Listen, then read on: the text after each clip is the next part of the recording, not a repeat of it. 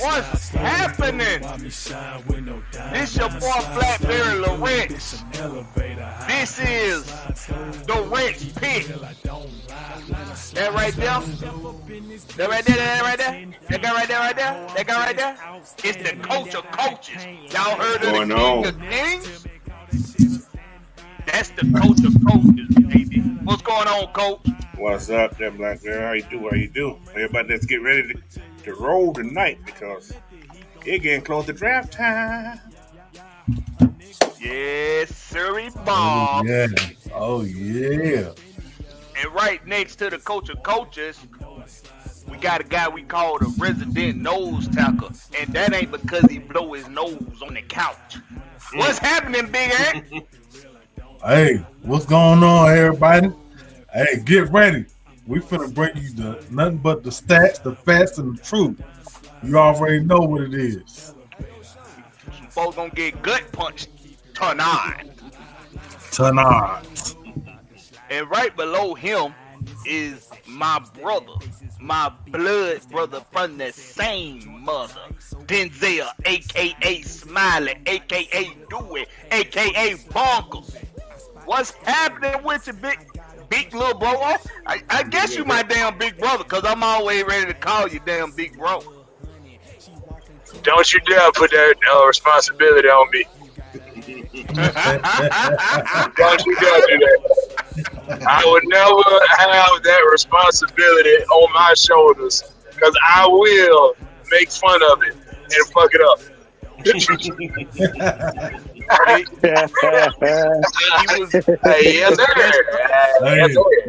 least he honest. He was destined to be a little bro because he will never be a big bro ever. It's impossible. It's impossible, that right? No, I won't be your big bro because you too big to be my little bro. I'll be damn my little bro bigger than you.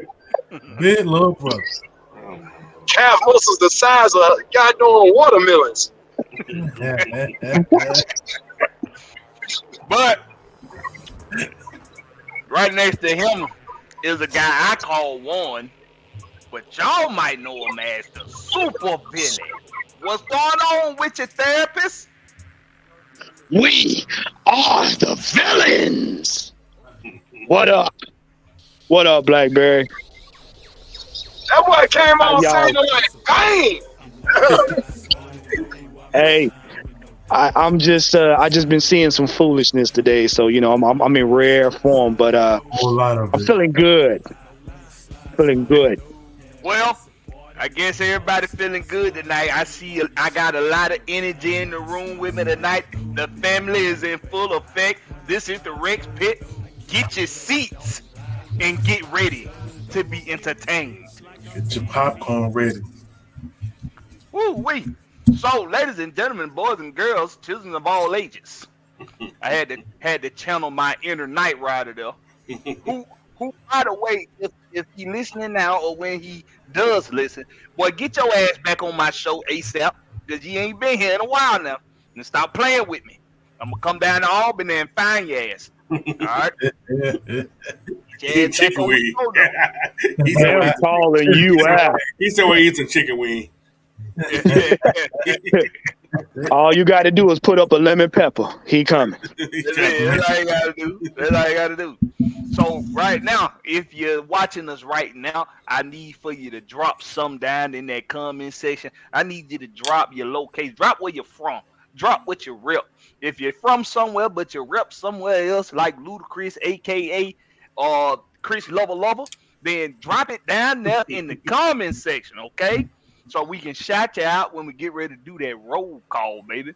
We want to know where everybody from. We want to know what everybody got going on in the world. If you're living life, if you're good, hey, let us know where you're from. Let us know what's going on. And we going to get to that in just a second. we going to get to a roll call in just a second, excuse me. But first thing I want to do is introduce to the world an idea that I've had. And I'm opening up the show with this first, and then I'm going to give it to my contemporary Warren, a.k.a. the supervillain, because he got a special message he want to send out into the universe. But before he does, I want to introduce this idea to folks. Now, I'm opening up today with a little bit of inspirational word, okay? Because I've been going through some pretty hefty business woes the last couple of weeks, okay? So understatement. Wait, Dad. Why you interrupting me, man? What? Hold on. D. Coleman is Tuscany, Italy? Man, didn't I say we'll get? God damn it, you hard. I said that's amazing. Okay, all right. D. Coleman is in. Don't be feeling military. I think D. Coleman is military. So he whenever we ask for locations and stuff, he always got a new location. Somewhere else, Okay. Yeah. Over here. Oh yeah, D. Coleman escaping from somebody. D. Coleman's running for the law. He's so bad for we. Hey, long as he keep using his alias on here, then that's fine. Just use your alias here. Drop your real name. I am not a witness to anything, okay? I'm in bumfuck Egypt. Hey, I don't know nothing. But I've been having some business woes the last couple of weeks, okay? And I've had to make some real hard business decisions. Now, this is a little inspirational word to those of you out there that need to hear it. Business owners, or whether it's something in your personal life, whatever it is, whether it's a job that you got and you're trying to figure out whether or not you need to change jobs, give you a little inspirational word. And it's the reason why I got this on my mind to open up for today. And I think this message need to be spread. So today, I got home from work. I ain't been feeling good since over the weekend. I've been feeling real sick. And I really just dialed it up to it's really just been stress, right? So after having to make some real hard business decisions, I had to part ways with some equipment. I didn't want to have to do it, but financially, it was the smart thing to do. I did. But I got home today from work. This was the last day my fiance had to go in the office for work. So I'm home by myself, all alone. No kids, no soon-to-be wife, just me, by myself. And I get a text message from my fiance while she's at work at her desk. And it's a link to a Yolanda Adams song. And y'all know Yolanda Adams, that girl got them pipes on that gospel. So that song was No Matter What. And if you don't know, I'm not going to sing the damn song, okay? So just go Google it, YouTube it, whatever it is. Yolanda Adams, No Matter What. And it was right on time, y'all, because right when I was about to just start cussing and fussing. And see, a lot of the times we think that when we in a bad place, if we go somewhere dark, that dark place is us doing, committing somebody some harm or something like that, or doing something like stealing from somebody or something like that. That's not always the case. Sometimes that dark place is just you cussing to the heavens. Sometimes that dark place is just you stepping outside of yourself and having a negative moment in life. But I almost went to a dark place today, and my fiance sent me that link to hear Yolanda Adams, No Matter What. And it just reminded me, everything I've done to get to where I am now, it's not by mistake. It's not by mistake. Anything that's going on with you right now is not by mistake. It's a test. We're always being tested by the Most High. Y'all's always testing us. And what we got to remember is just like any test, the best way to pass it is to study. And studying in my faith, I went to my Bible, and I read me some scripture, and I thought about experiences. I thought about mentors that I got. I thought about my pops. I thought about my grandpa. Thought about cousins, aunts, uncles, mom, sister, brothers. I thought about Denzel. Let me tell y'all something about Denzel. Denzel got it all together. Out of the siblings, he's the one that got it the most together, and he's the youngest. I thought about him. I thought about everything, man, and it brought me back to a centered place. And right before I got to that dark place, I found myself calm again. Calm enough to even get on Madden today and go live for the first time on YouTube. I got very calm and centered, and I thank God for that link my fiance sent me. I thank God for my fiance. A lot of what we got to do is we got to thank him and ask him for the guidance. Because when you start thinking you got the answers, and when you start thinking you in control, that's when you start to see yourself slip. So just remember, it don't matter what you going through right now. God don't put you through it if you can't handle it. He know you can handle it. So whatever it is, you make that decision about switching that job. You make that decision about starting that business. You make that decision about having to move from where you are. Make that decision and make it God's decision.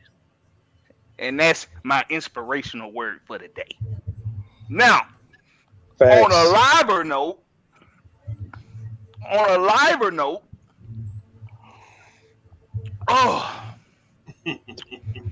the supervillain, he got some business to handle. Now, before we get to his business, somebody done snuck up in here and think I didn't know that. Big Will, what's happening with your boy? Man, what you talking about, man?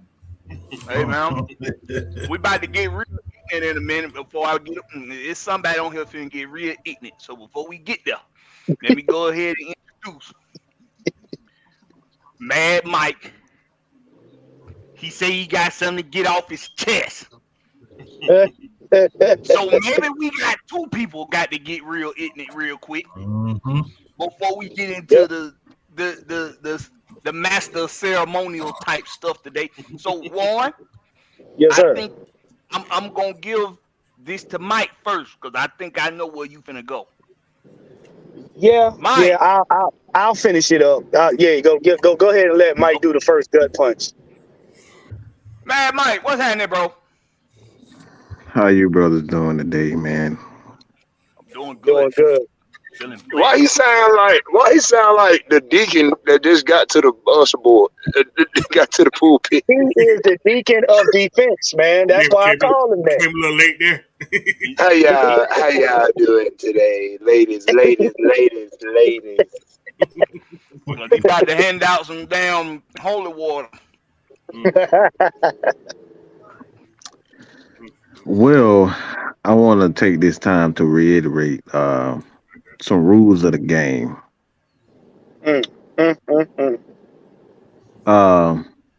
As everybody knows, that we are an extension of the journalistic niche / profession. And those are certain rules that you follow. And one of those rules is one, you have to respect the guys who did it before you and respect the game and what they've taught you. No matter the age, no matter how long you think or how smart you think you are, it's all about respecting the people that taught you the game, that put you in the game. It's all about respect. And one thing that I've always done, and anybody can see in my videos, is like I don't proclaim to know everything. Don't proclaim no thing. I'm a smart motherfucker. I know my shit, but I don't proclaim to know everything. And one thing that I've been seeing a lot of is a lot of brothers stealing. It's been a lot of thieving around here. It's been a lot of theft around here, man. It's a lot of theft. And I have no problem with that. That's not where my problem lies. My problem is not because everybody, get their ideas from the inspiration and from each other. But when it's blatant in your face, when you've done your due diligence to ignore said person or persons, and you don't want to speak to these particular people, why are you continuously lurking, watching, and thieving? That's the problem that I have. So all I ask is fellow content creators, because I'm speaking for Big Will, Coach Will, Coach Unchained as well, because I've been seeing a lot of people taking his stuff. They've been stealing his stuff. They've been taking his ideas and won't even give him the proper duty to say, hey, man, I like this idea what Coach came up with. I like this idea what Mike came up. I like this with Blackberry. They putting a little unique spin on some things. It don't take a half a second to do that.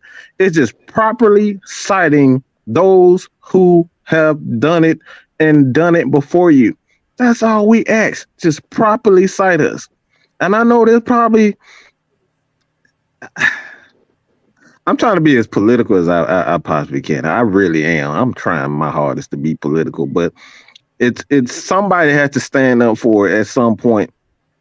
And we got to start calling these creators out here for obviously taking and stealing each other's. And like I said, this is not just an AFN problem. I see this as a major problem within the community, the Falcons community. Nobody wants to properly cite each other and say, all right, I love what these guys are doing over here. I like the way they put spin into their content. They bring a little bit of fun. They bring a little, professionalism, whatever it is. Just properly cite a person. That's all we asking. We not asking you to jack us off like Janet Jack me, okay? We're not asking you to do that. I'm not asking you to Janet Jack me. All I'm asking you is just properly cite every content creator the proper way, and we can share. All right, we can share. It's okay to share. Just like Blackberry about to share that chicken. Look, it's okay to share, bro. It's okay to share. That's all we asking. So one. Okay. I just had to say that, man. I'm like, it's getting out of control where we see so many people, content and ideas being taken, but nobody wants to properly cite each other. Properly cite each other. Anybody know what cite means? In layman's terms, as simple as I can put it, is just give them credit for that. That's it. Just say their name. That's it. So that's all, Blackbeard. That's all I got to say. I think that's very important, man, because I see a lot of great content creators and not being able, like, we got some young guys, and I'm talking about just young in the game. They don't have 1,000 subscribers. They don't have 8, 10K like Mad Mike, but their content is being taken. Their ideas are being taken. And they stay on the bottom while all the hot guys all the bigger guys stay up on top. It's not right, bro. That shit ain't cool to me. So just properly cite these guys and give them credit for the ideas that they've been taking. That's all I got to say, bro. All right, Mike. Well, stop doing this right here. Okay? Too much of this going on. Okay? Yeah. Well, we done told you. I'm glad you said that, Mike. Yeah, I'm glad you said that, Mike, because I'm not gonna be politically correct about it because I done seen a lot of stuff. First thing, let's all say it together. It's a word. It's called integrity. Say it with me. Integrity. Integrity. Right. Meaning, I thought we was all gonna see it. Integrity. Integrity. See, doesn't it feel good to say? Doesn't it feel good to say something that makes sense? See, because here's the deal: we already got the national media out here clowning the Falcons. We got content creators, and I'm calling some of y'all lazy. Y'all lazy, and you ain't original.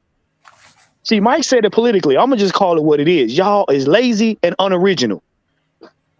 When you have to steal a man's work, y'all out here dressing like Falcons Christmas ornaments. Y'all got bad takes, goofy ass skits, following behind people that actually do original stuff and not sticking to your boring ass genre. And yes, I said boring. That shit boring. You know what I'm saying? I'm sick and tired of seeing it. Ain't nobody gonna take us seriously if y'all out here every time we look up, y'all got a clown show going on. I can't even sit through the opening one. I can't even sit through the introduction. But here's the deal. Here's the deal. Y'all selling fans' dreams. Y'all lying on top of that. Then you running off at the mouth, and then you got to recant what you said. Don't nobody got time for that. People working long hours. People stressed out, like Blackberry said. People got family issues, medical issues, all kind of issues. And when they hear content creators, they want to be entertained and informed. You have a responsibility to tell your fans the truth. And if you biased about something, at least be honest about that with a fair assessment. Cut out all the clownery, buffoonery, coonery, all of that. Cut it out. Period.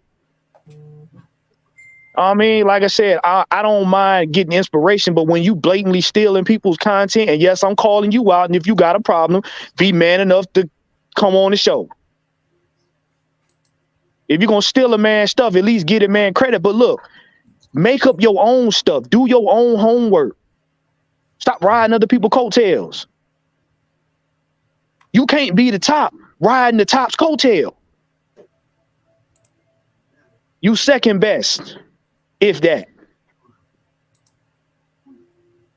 Stop biting off of AFN. Stop biting off of Mag Mike Sports, K Styles, You Talk Sports, Blackberry Larex, the regulators. Stop biting. Create your own stuff. We're not looking for you. We not. We got too much stuff between the 12 of us to make our own shit.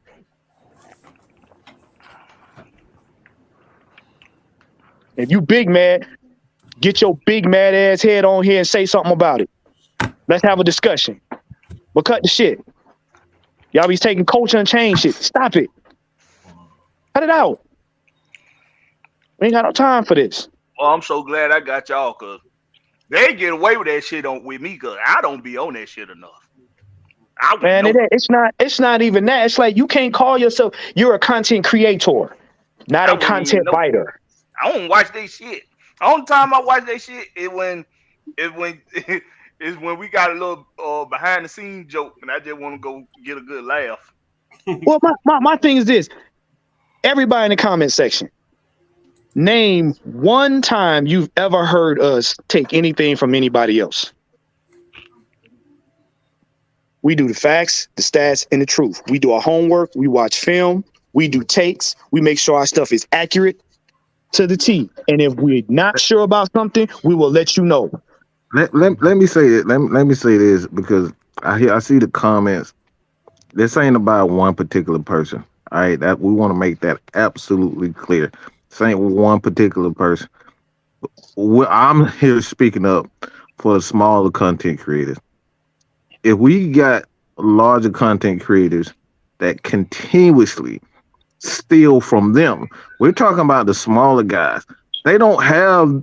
Look, it takes time to get to this point. But if we're taking their style, we're biting their content, how can they come up? How can they shine if the bigger content creators are taking what they're doing? Like, if man might decide to do everything that coach, does. I'm talking about to a T. And this is no shot at nobody. I have the bigger audience. They gonna look at Coach like his stuff is unoriginal. Why? Because I had a bigger audience. It doesn't matter if Coach did it right first, if he did it first. I'm the bigger content creator. If I decide to do everything Coach does, guess what?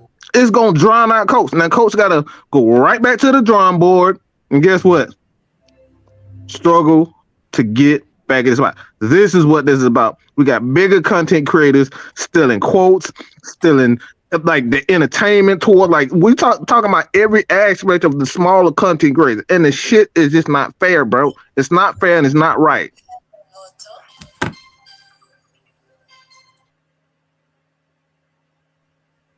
It's all original.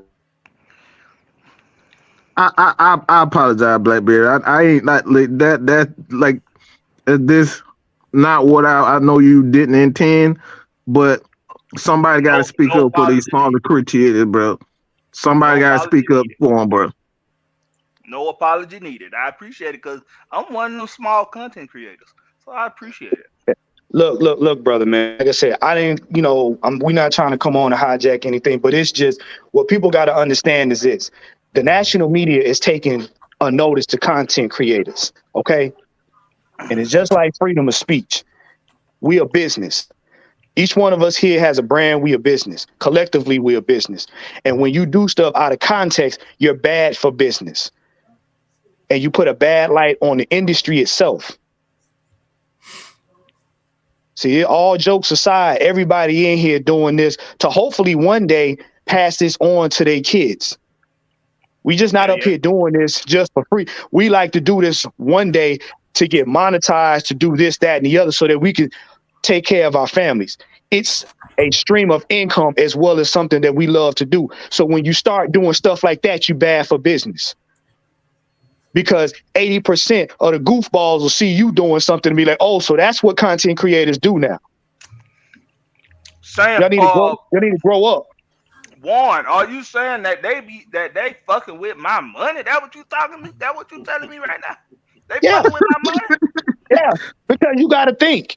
Say we all on this panel right here, like you said, just like we got sponsored with Manscaped. Ain't nobody gonna want to sponsor with you, and then you basically recycle content from somebody else. I'm like this, yo. If you don't want to push yourself further than where you are, that's your business. But stop messing it up for everybody else. If you don't want to do original content, cancel your shit. I said what I said. Word is bond. Word is bond. I listen. Look, I'm going.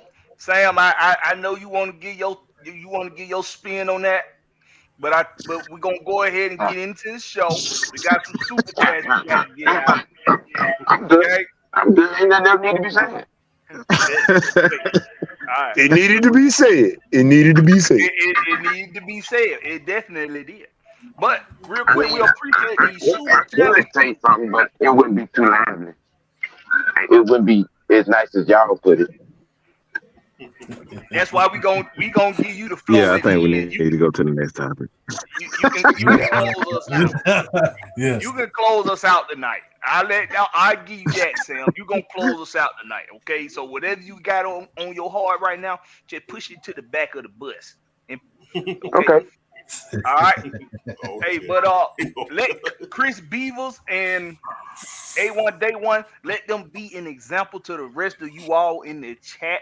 If you want to get those questions asked or you want to get your comments shouted out, you want to get shouted out early before we get to the Q&A section of the night, hit us with them super chats. All right, and we'll put you to the front of the line.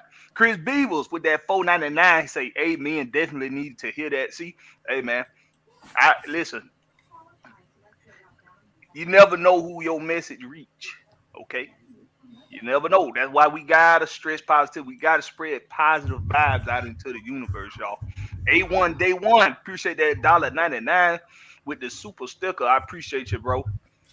Now, the Atlanta Hawks, they did something, y'all. They got a monkey off their back. Now, my brother, okay, I'm gonna go to him first with this because This is gonna be interesting. if anybody's more critical of the Hawks Mm-hmm. and the Falcons, Yeah. is my brother. I Um, got to know. I got to know something. I got a question for Denzel. Before I ask you, Denzel, He just left the chat. Did he? That's something, bitch. Okay. All right. He'll be back. But let me tell y'all what I seen out these Hawks. Now, ladies and gentlemen, the Hawks, if you don't know, if you've been under a rock, the Atlanta Hawks have advanced to the 7th seed, where they will play the Boston Celtics in the first round of these year's playoffs. They had to get past a Miami Heat team that has been a thorn in their ass for the past couple of seasons. Been their daddy. The daddy. And yeah. So it was a beautiful thing to see what that boy name is, Udonis Haslem. It was a beautiful thing to see that ugly sumbitch with his hands in his face, because he knew they was getting their ass whooped that night. He knew it, and he knew when no coming back from it, because he could see what was going on. Before I get my take on it, Coach, tell me how you like that ass whooping that we gave to Miami Heat. I think that was one of the best games they have played since they've been under Quinn. I think so too. They was physical, they was attacking, and they what's called was so tired. He's like, forget this shit. I ain't gonna come down this court. Jim Butler. Yeah, he was tired, bro. Yeah, he was tired. Jimmy missing layups under the basket. Yeah, he was tired. They ran them early and they ran them often. So he was like, okay. But yeah, I'm happy for him, man. I'm happy to see what they can do. But I think we can beat Boston, but we just gotta have the right referees for one. I'm being straight to the point. Got to have the right referee in that game. And they just got, they got to push it like they did against the Miami, because like Ant said earlier, you play a half court game, it's gonna be hard for us. So if we can push the pace, man, we can beat Boston. But they got to be consistent, though. My question to you, Coach, is what you saw on Tuesday night against Miami in that play-in game. Did it look like it's something that can be sustainable with this team throughout the playoffs? Yes, because I saw Quinn sub better, because Nate would keep somebody and let the game just get out of hand. Quinn was like, okay, let's stop this run quick. So every time he reset, the Hawks came back, they settled down, and did what they need to do to maintain where they was at. So yeah. Yeah, I agree. How about it, Ant? I know you now. Ant, I know Ant you were probably jumping off the walls down there in that room down there. What? Tell me about it, Ant. How you felt about that game, and what did you see?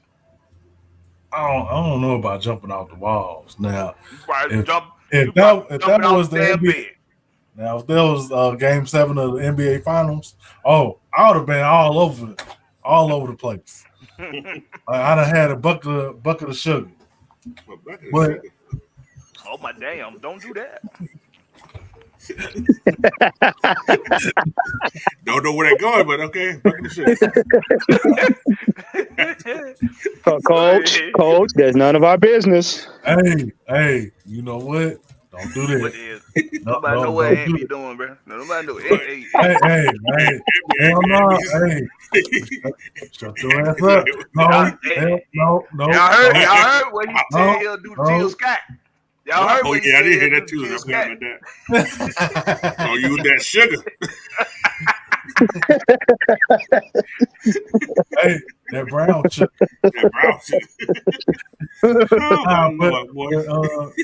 for real though, I was happy, bro. Like that was the best game we played in a long ass time on offense and on defense. Like we haven't looked that good. I don't know. It's been a long time. Like we haven't put together a complete game like that in months. I'm gonna be honest. Like, cause everybody know we'll look great on offense one game, look great on defense another game, but we can't put it all together. I just want us to stay consistent. That's all. That's all I ask. Stay consistent. Stay consistent. That's all we all. That's all of us want.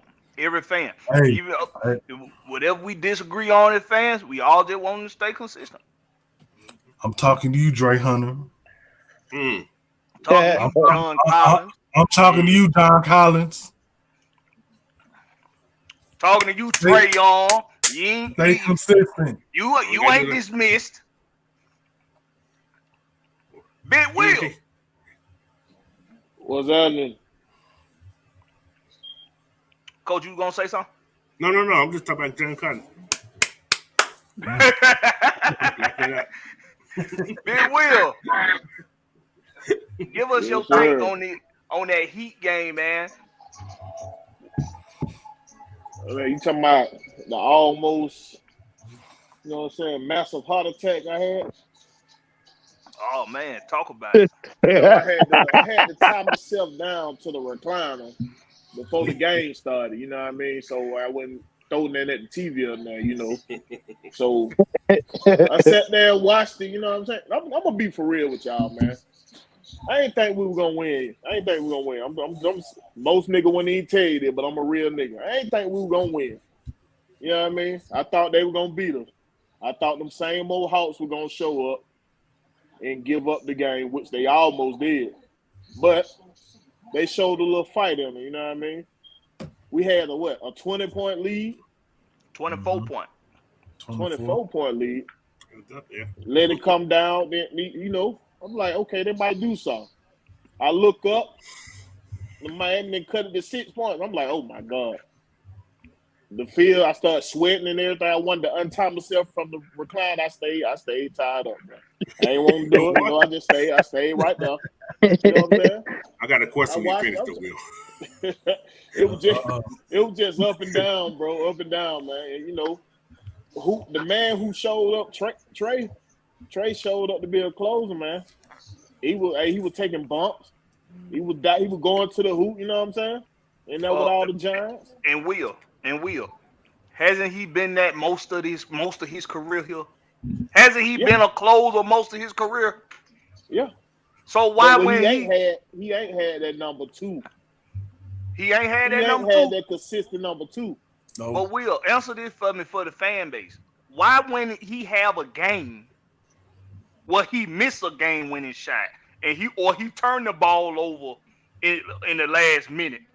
Why is it all of a sudden? See, I told y'all Trey Young need to be traded, but the other 3 opportunities he had to close the game, he closed the game. Hey, because you know why though? Because the one thing we forget here is these fans didn't want Trey Young here anyway. Yep, that's true. From the first go, they ain't want Trey Young here. So we tend to forget that sometimes. We tend to ignore that, whatever. But these fans never wanted Trey Young here. They wanted Luka. They didn't want that trade. Where's Luka at right now? You know, he about to cry for a trade. He about to cry for a trade. That was finna go on. Sitting on his ass. He ain't even in the play in, bro. Didn't even make the play in. Didn't even make the play in, bro. Nope. No but defense. What Trey Young did that game, he embraced giving the ball up. He let Dejounte Murray bring that ball up. You know what I'm saying? I seen him adapt that game. And I was proud of that. No matter how bad they had me about to have a heart attack and tell about the recliner and everything, you know, but hey, and the Braves won on top of that, so I was extra happy, you know what I mean? I was, you know. Will, you said something. Will, you said something right there. Go ahead, Will, you said something real quick. You said something real key. You said something key right there with Trey Young. I don't think it was the fact that he played under control or any of that. I think the biggest thing that we saw that everybody been whining and crying and including Big Chauncey. Yeah, I'm calling you out, Scooby, especially you. Is that he isn't coachable. This is the first game that we can see without a shadow of a doubt that we cannot whine and bitch and complain about him not being coachable. He did everything Quinn Snyder asked of him, handling the ball. He didn't take crazy shots, 3-4 possessions straight. He didn't do anything. He may have one shot where he's like, all right, what you doing, Trey? But like again, that's his mentality. That's just what you got to live with. But he played under control. He gave the ball up. He ran the offense the proper way, and he was making sure that his teammates, everybody got the ball. He listened every time on every possession on the sideline where there was any type of break. Guess what he was doing? Talking to Quinn Snyder. The dude is finally understanding. It's like, this is the coach. This is what we need to do if we're going to become a better team. I need to buy into what he is. And that's what he's saying. He's finally understanding that, it's like, I got to buy into it if they going to follow me. And he got a real coach to guide him that way, you know what I mean? And the little motherfucker played defense.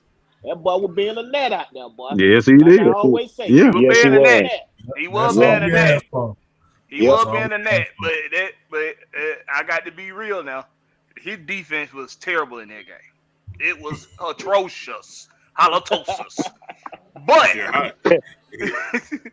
he showed up in key moments, man. For Trey Young, he showed up in key moments because he gave that effort, and like y'all said, that's all we want. That's all we want. That's all we effort. want. That's it. Exactly.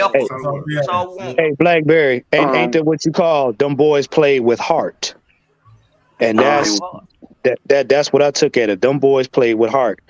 And you saw it in the interview when after the game, Quinn told him. Quinn said, listen, y'all got hit in the mouth. He said, but y'all came back and y'all played. He said, we can continue to do this. We'll be successful. And that's what we want from the team. The team, even if it ain't going your way, you got to have that fight. You got to have that dog in you. Mm-hmm. True that. Okay. Coach, you wanted to get something. Yeah, I want to ask Will, how did he tie himself up? I'm just curious about that. Hey man, I can't give out my secrets out of one. Hey man, I see. I'm trying to picture that. Coach, that ain't none of our business. So put a duck. He tied himself up. Damn. You're magical. He told it shit. Look. A man in his recliner, that's a special relationship. Boy, that's right. Man. I can't give you my secret, man. I'm trying to learn myself now. I'm trying to steal it. Hey, you know, a magician don't reveal his tricks, man. You know. Warren said recliner on purpose. He know what he be doing. Yeah, Warren know what he got. Let me test your body. Hey. It's not about me. It's not about me. Hey, Warren probably keep a cooler and a magazine stand on the side of his recliner. Hey, look. I ain't gonna lie to you. I got a mini refrigerator. It's all right. Got all and everything. Mm-hmm. Dizel, are you there? You there, Dizel? Are you there? Yeah. Okay, listen. That man on that yah. I don't know what's going on with Denzel today, man. Yeah.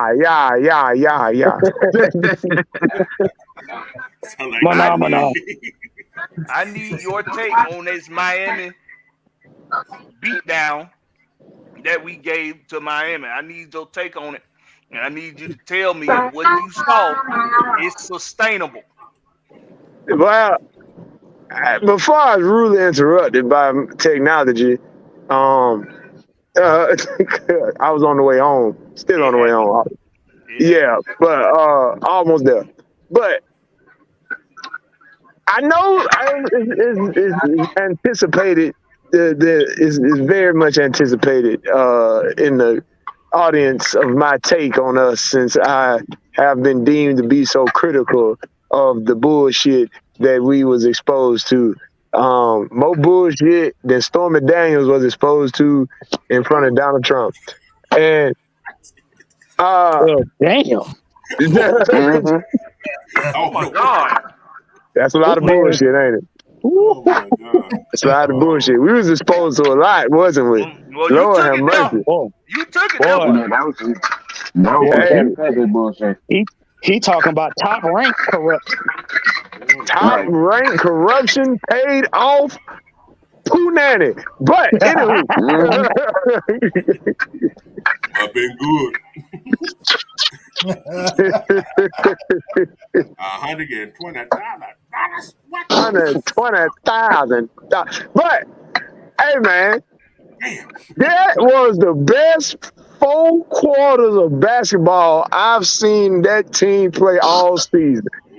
Good googly moogly and bang the juice. RJ Pat said it best, so I do too. Look here, man. Everybody was on point, more sharper than a number 2 pencil on the first day of school. Look, that shit was amazing. That shit was amazing. I ain't gonna lie to you. I threw my hands up in the air and I gave all thanks and praise to God, Allah, Yahweh, whichever one you want to call them. Because they had all the gods of basketball raining down on them that night. Sadiq Bey played like oh my God, I don't know who he played like, but it was immaculate. He played like the best 6th man in the league. Bogey is the true definition of his name. Boy, he's from Serbia, right? The Serbian sniper. Bogey. Bogey the boogie man. Hey, all dances free for Bogey and Magic City for a lifetime. The boy is immaculate. The boy is immaculate. He earned it. He earned every penny. He just got paid. I ain't never seen my motherfucker this happy about Bogey in my life. God damn, this is. Hey, man, look, that joint had me surprised because everybody was on one except you thought it was going to be pretty. You thought I wasn't going to eat. You thought I forgot. Hell, I didn't forget. DeAndre goddamn Hunter. What the fuck? Now, what you didn't like? I don't know. What you didn't like, Vizel, about DeAndre Hunter's game on Tuesday? What you didn't like? Every damn thing. I didn't like nothing. Good Lord. The boy I wanted to see his plus minus when he was on the court. I ain't gonna lie to you. Everybody was in the plus. Everybody was in the plus. I'm surprised. I am totally surprised. I don't think anybody was in the minus. That shit was a team effort. It was looking like the UGA first title run. Everybody was a plus. But even the ones that didn't show up on the stat sheet. But look. Stephen Bennett. Oh my God! You wrong one. There was ass in that game. Don't even try to act. He was ass in that game. You know that was coming. I should have. I said defense, didn't I? Didn't I say defense? You set him up like that. Hey, I'm gonna let it pass for time purposes. Okay, man. Because he just had to throw his. He ain't even on the defense. But anywho, look, everybody did they shit, man. DeAndre did the least amount to me, but everybody did that shit.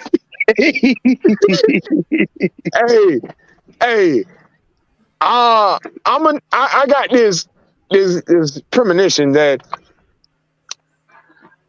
this series, though. I know I'm skipping ahead a little bit. I want you to tell me if you think what you saw is sustainable for the playoffs. playoffs. Yes, hell yes. That looked like everything that we hired Coach Quinn to do. That's what that looked like. That looked like a sneak peek of his stamp on the team, because they were fast, they was gritty, and they had toughness. Now, I ain't gonna take back anything I said about JC in the past because I'm just not that person to do that. Praise him. But damn, boy, that man did a whole 360 on the Baptist. It's like he turned him into Jekyll and Hyde. Like, hey, look, we don't need that Hyde in a minute. You've been Jekyll for too damn long. Right. Hey, Well, he graduated from baby soft shit, baby shit soft, to cottontail soft. He's still soft. So wait, shot. He got Wait, some more wait. graduating. He got some more graduating to do for me. Wait, Blackberry. So you mean he didn't went from he didn't went from soupy soft to soft with ripples? He done went from needing his ass white to wiping ass. That's what he done went to. So he used toilet paper there instead of baby white. Yes. So he still got some making up to do for me, in my opinion. For me too. But I want to go to Big Sam now because Big Sam, if it's another guy who's very critical, it's the OG, triple OG. Hit him with it, OG. Now, I'm gonna collectively say, okay, some of this admiration is well deserved. I want to know some rebounding numbers. I want to know some rebounding numbers, and you know who numbers I want. Yeah, we know. We know. No, Samuel, we don't know who you're referring to, sir. Yeah. All right, I got it right here. Y'all ready? Yeah. Damn, Clint Capella had 21 rebounds. God damn. What? Boy, that boy was playing like Dennis Rodman in Detroit. Boy, no, Trey had, well, you want to really know, Trey had more rebounds than Jordan Collins. Oh my God. Okay. How many rebounds did he have? He had half of Trey's 8. Okay. All right. Now. Hold on, wait, Sam, hold on, wait a minute. Now, I know Sam about to rip into him. So before you do, I want to just say this for John Collins, who I've also been very critical of. Y'all know this. He didn't play a lot in that first half. He played more in the second half, and he showed more effort for the ball.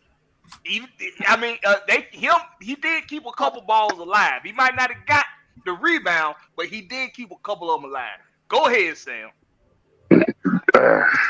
Okay, now that we got that excuse out the way, 4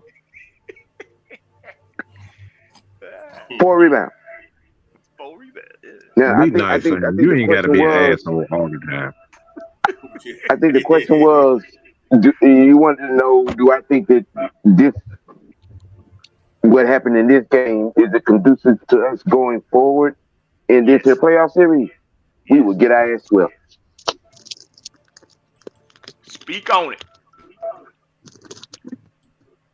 Because when you're 6'10", 7'5" wingspan power forward is getting less rebounds than your point guard. Again, pump the brakes, gentlemen. The word is out. The book is out. Teams are notably saying we have no conception of an option of even being remotely inclined to game plan for one John Collins. That is a problem. In another defense of the game, I watched the game. Clint was just cleaning the boards up. There was no way he gonna get rebounds. He had 20. Clint had 21 rebounds. He was cleaning the boards up. Trey was getting long rebounds. Yeah, I know what you're saying. About the 4 I get that. That 21 rebounds. I get that. About him having 4 points at that point. Yeah, he was banging. I get we that. had 60, but we finna, like 63 today, 39. We finna go up against Boston. True that. Okay. And our illustriously paid power forward is giving me G League check money pay. Sam, let me ask you a question. Let me ask you a question. What? Can you just lie for me one time? Just lie for me about John Collins. He can't Why? do it. Why would I want to do that? I just asked you, can you lie? Okay. His pregame outfit was cool. This man. This dude. Lord. Sam is heartless, Oh bro. my goodness. This is a heartless OG Man. right here, man. Now you wanted to be kept. You wanted this to be kept a buck. Fake no chase. Wow. Me personally, Oh my goodness. I see this game against Miami. Okay, let's keep it a buck. This is not the same Miami team that has beat our ass the last couple of playoff runs.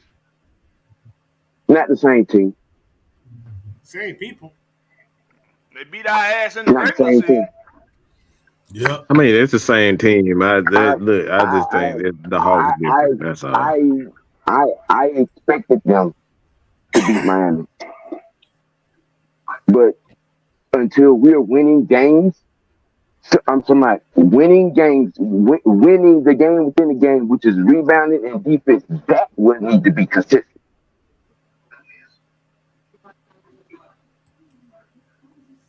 So that's And why when I you got asked you, some, is this sustainable? when you not when you're number 4 and second most high paid player on the team is getting you 4 rebounds in a must win game. Well, Clint is not gonna get 22. Clint is not gonna get 22 rebounds every night. I mean, He's gonna get a lot of rebounds, but he's not gonna get that night. Boy, y'all got y'all case on for this food. But wait a minute, Sam. Check this out though. You got 21 rebounds, 8 offensively, 21 total out of Clint Capella. But look what else you got in the rebounds category from other folks. You got 5 from DeJounte, 8 from Trey, 6 from Bay, 2 from Bogey, 4 from O, 7 from Jalen Johnson, and 6 from DeAndre Hunter. And DeAndre Hunter only played. DeAndre Hunter only played 23 minutes. Getting more rebounds than John Collins. We don't give a damn about who gets it, as long as somebody getting the damn rebound. Michael. You can have several seasons and shut the entire Look, fuck up. S is a damn S. Look, that motherfucker don't have to. It can be lowercase or damn capital. It don't damn matter. It's still a damn S. Oh, wow. Hold on, check this out. The reason why I bring up everybody else's contributions on the rebounds is because of Trae Young's post-game interview. Well, he said on TNT, he said, Coach Q, before he even got to the Coach Q stuff, he said, we knew we was going to have to give our bigs help on the boards because we were going to have to, and I'm paraphrasing, we were going to have to match their physicality, which means that it's going to take and why do you think that was? Hold on. And why do you think that was? Take every man on that floor to match everybody on the other team's physicality. That's especially on the boards. Taking away second chance opportunities, making sure that when you down there on the offensive end, that you're getting loose balls and getting rebounds. A lot of those balls were not rebounded under the net; they was kept alive, and that's why this man Sam up here, man. I mean, Sam, the question ain't about John Collins. It's about is what the team did. Is it sustainable for this series? And when we look at what's going on with the Boston Celtics, at the end of the day, if they don't play Robert Williams, if he don't play a whole lot, they're going to be undersized, just like Miami was. Well, we know we run the floor better, we clean the boards better, and we got better playmakers in the backcourt. So that's why I feel like it's sustainable. Because it ain't about the scoring. It ain't about what we did on offense. Because if we're being real, it was a shit offensive night. It was a shit offensive night. Nobody shot well. I don't think anybody shot well. Everybody shot terrible in that game. But the difference was two things. The difference was two things. Let's forget about John Collins for a second, Sam. I know you don't like him. You hate his guts. I get it. But check this out. It was two differences in this Miami game. One of them was Jalen Johnson. Jalen Johnson is coming along very nicely in the latter of this season. And I think it's because he needed a coach that when he hears him speak, he believes what he's saying. That's not to say that Nate McMillan didn't have a powerful voice in some others' locker room. What he's saying is not everybody registers the same to everybody individually. Sometimes you need a particular type of voice, a particular personality, a particular type of coach to get through to these players. And I'm thinking in my mind, just like Mad Mike alluded to earlier, what Q is preaching is getting through, even to the superstar of the team. Whatever it is he's preaching, is getting through to these guys. Because Jalen Johnson is a difference. You know how Allen Iverson is the answer? You know how Paul Pierce is the truth?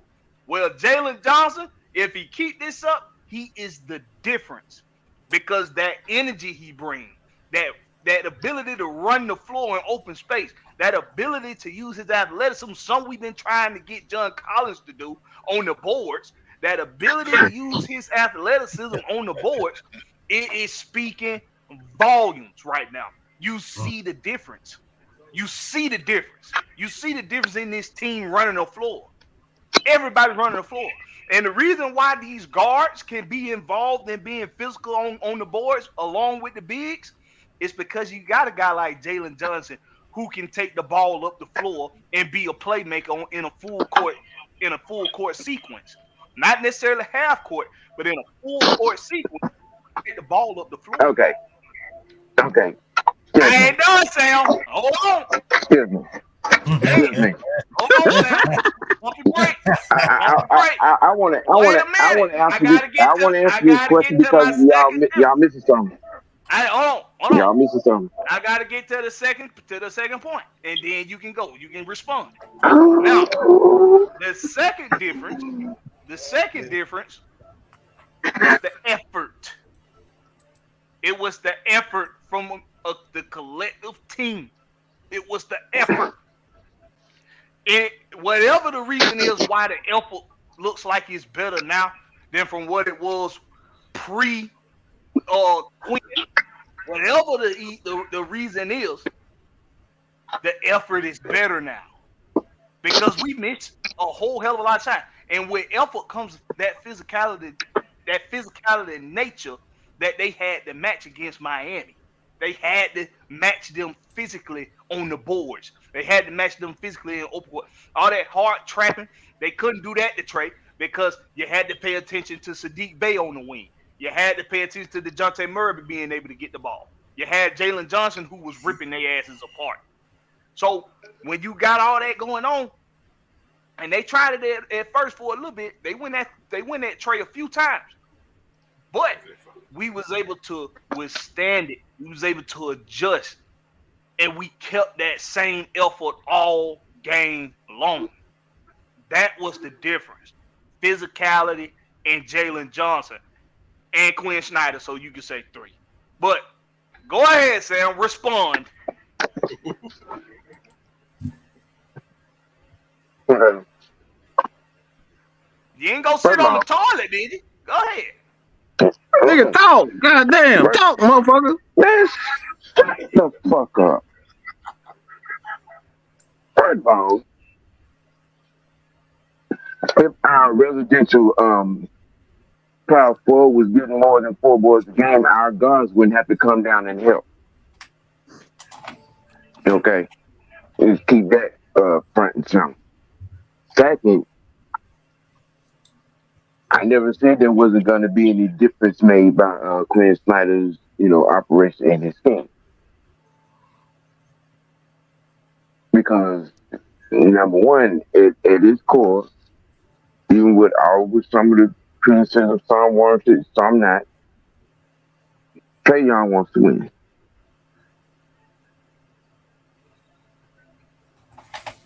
And he gives us that best chance to win.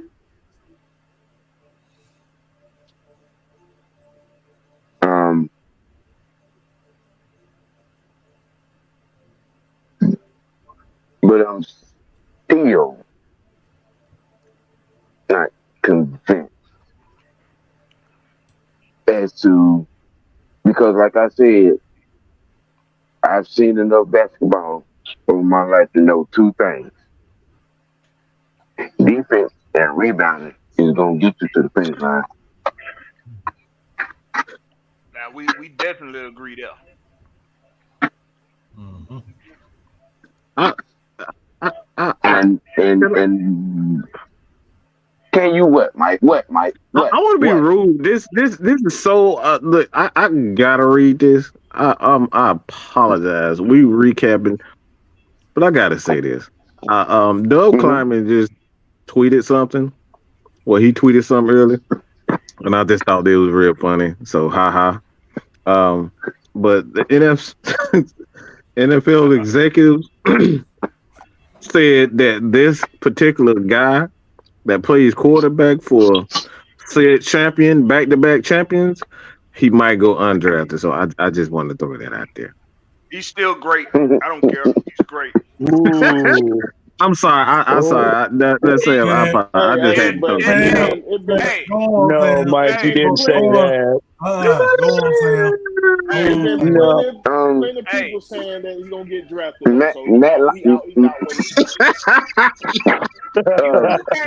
I'm sorry, y'all. Well, you can't rain on Alfred, but he's still great. Drafted or not, he's great. Matt Leinart was great too, but I mean, where he at besides on the milk carton? He went back to that championship. Look, nah, damn. I'm gonna respond on this Stetson hate. I'm gonna respond on this Stetson hate a little later. I ain't gonna forget. We about to who no this what? Yeah. See, man, you about to go at it now. He said that. He said that bullshit. What'd you say?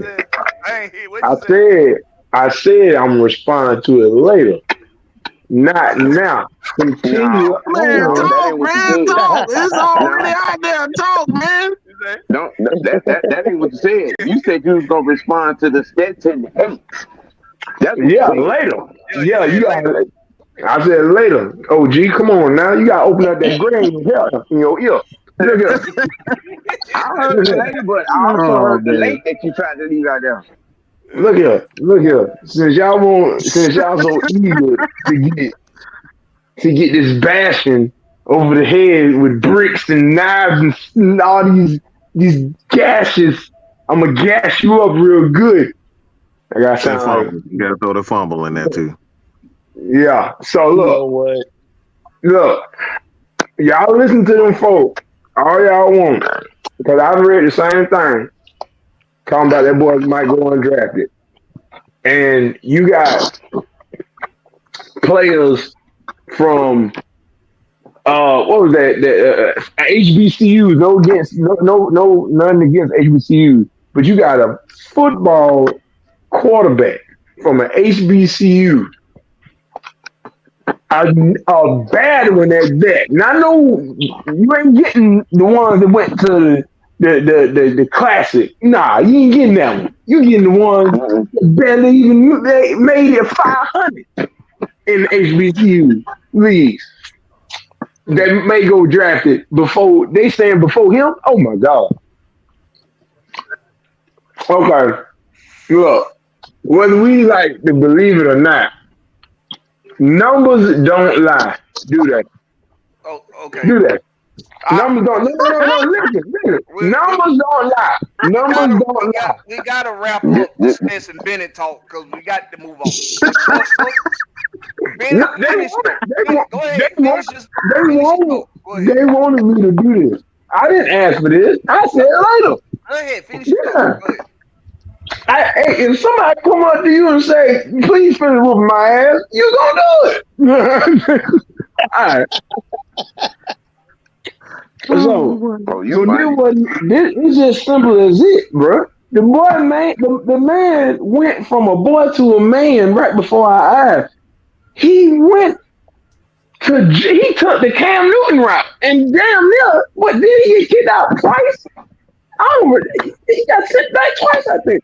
Either way, the boy showed his ass. He beat out JT Daniels, who was a 5-star recruit coming out of high school. You're not going to sit here and lie. Look at Coach. You are not going to sit here and lie. What y'all talking about? Don't ask nobody no question. Just finish your thought so I can. Let's finish it, man. Let's finish it. You not finna sit here and lie. I'm down, with you. I mean, no. Let him finish, Sam. Let him finish. So we got the Hawk Celtics preview. We got the Hawk versus the Celtics coming up. We're not going to get into this Stetson Bennett bullshit tonight. We will say that. I got your ass back for last week. I saw you, Blackberry. I saw that topic last year. I just had to get you back. I know what you were doing. You ain't slick with that. Hey, I'm petty as fuck. I know. So, Hawk Celtics preview. All right. Now, I'm going to go ahead and shoot my shot first. Now, I'm going to tell y'all, I already said, the way we'll be able to beat these Celtics, I really believe our best shot, Mikey put me on to something. He made me go back and do some research. And I looked at some film. He's absolutely right. No Robert Williams could be our best opportunity to beat these. More Robert Williams on the floor could be our best opportunity to beat these guys.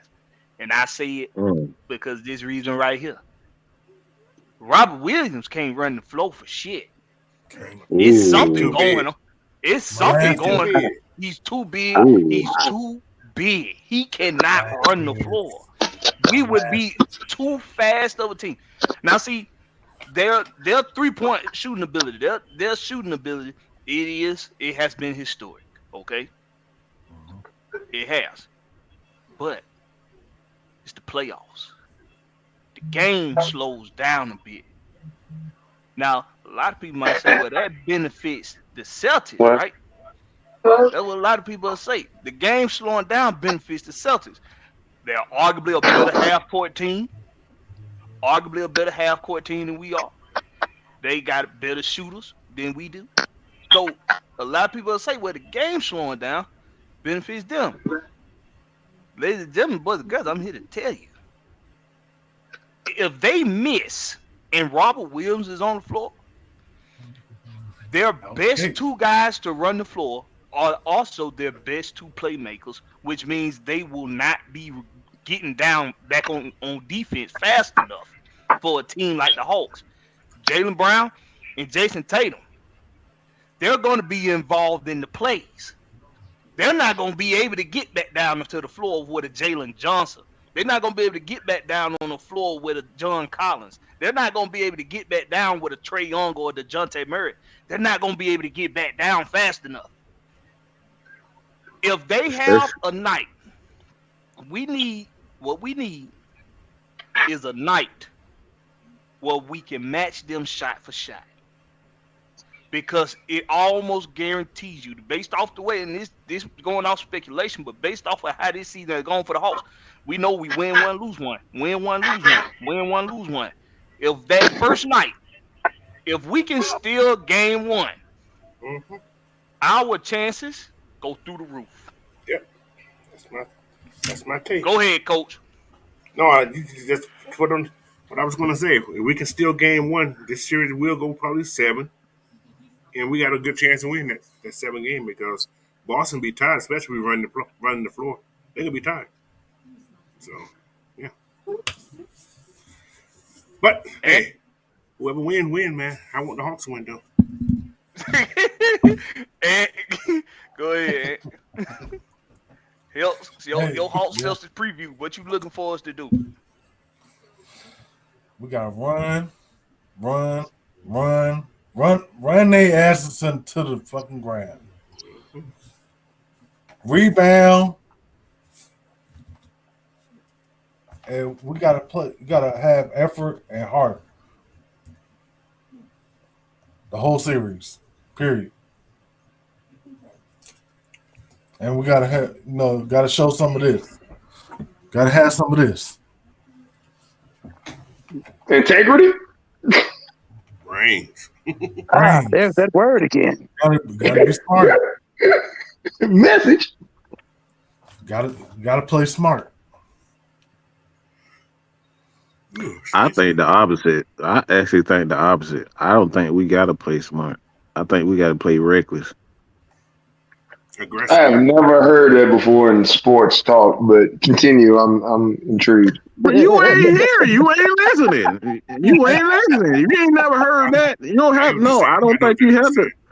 They don't have to play. They don't have to play smart. I think they got to play reckless. Golden State play a reckless style of basketball.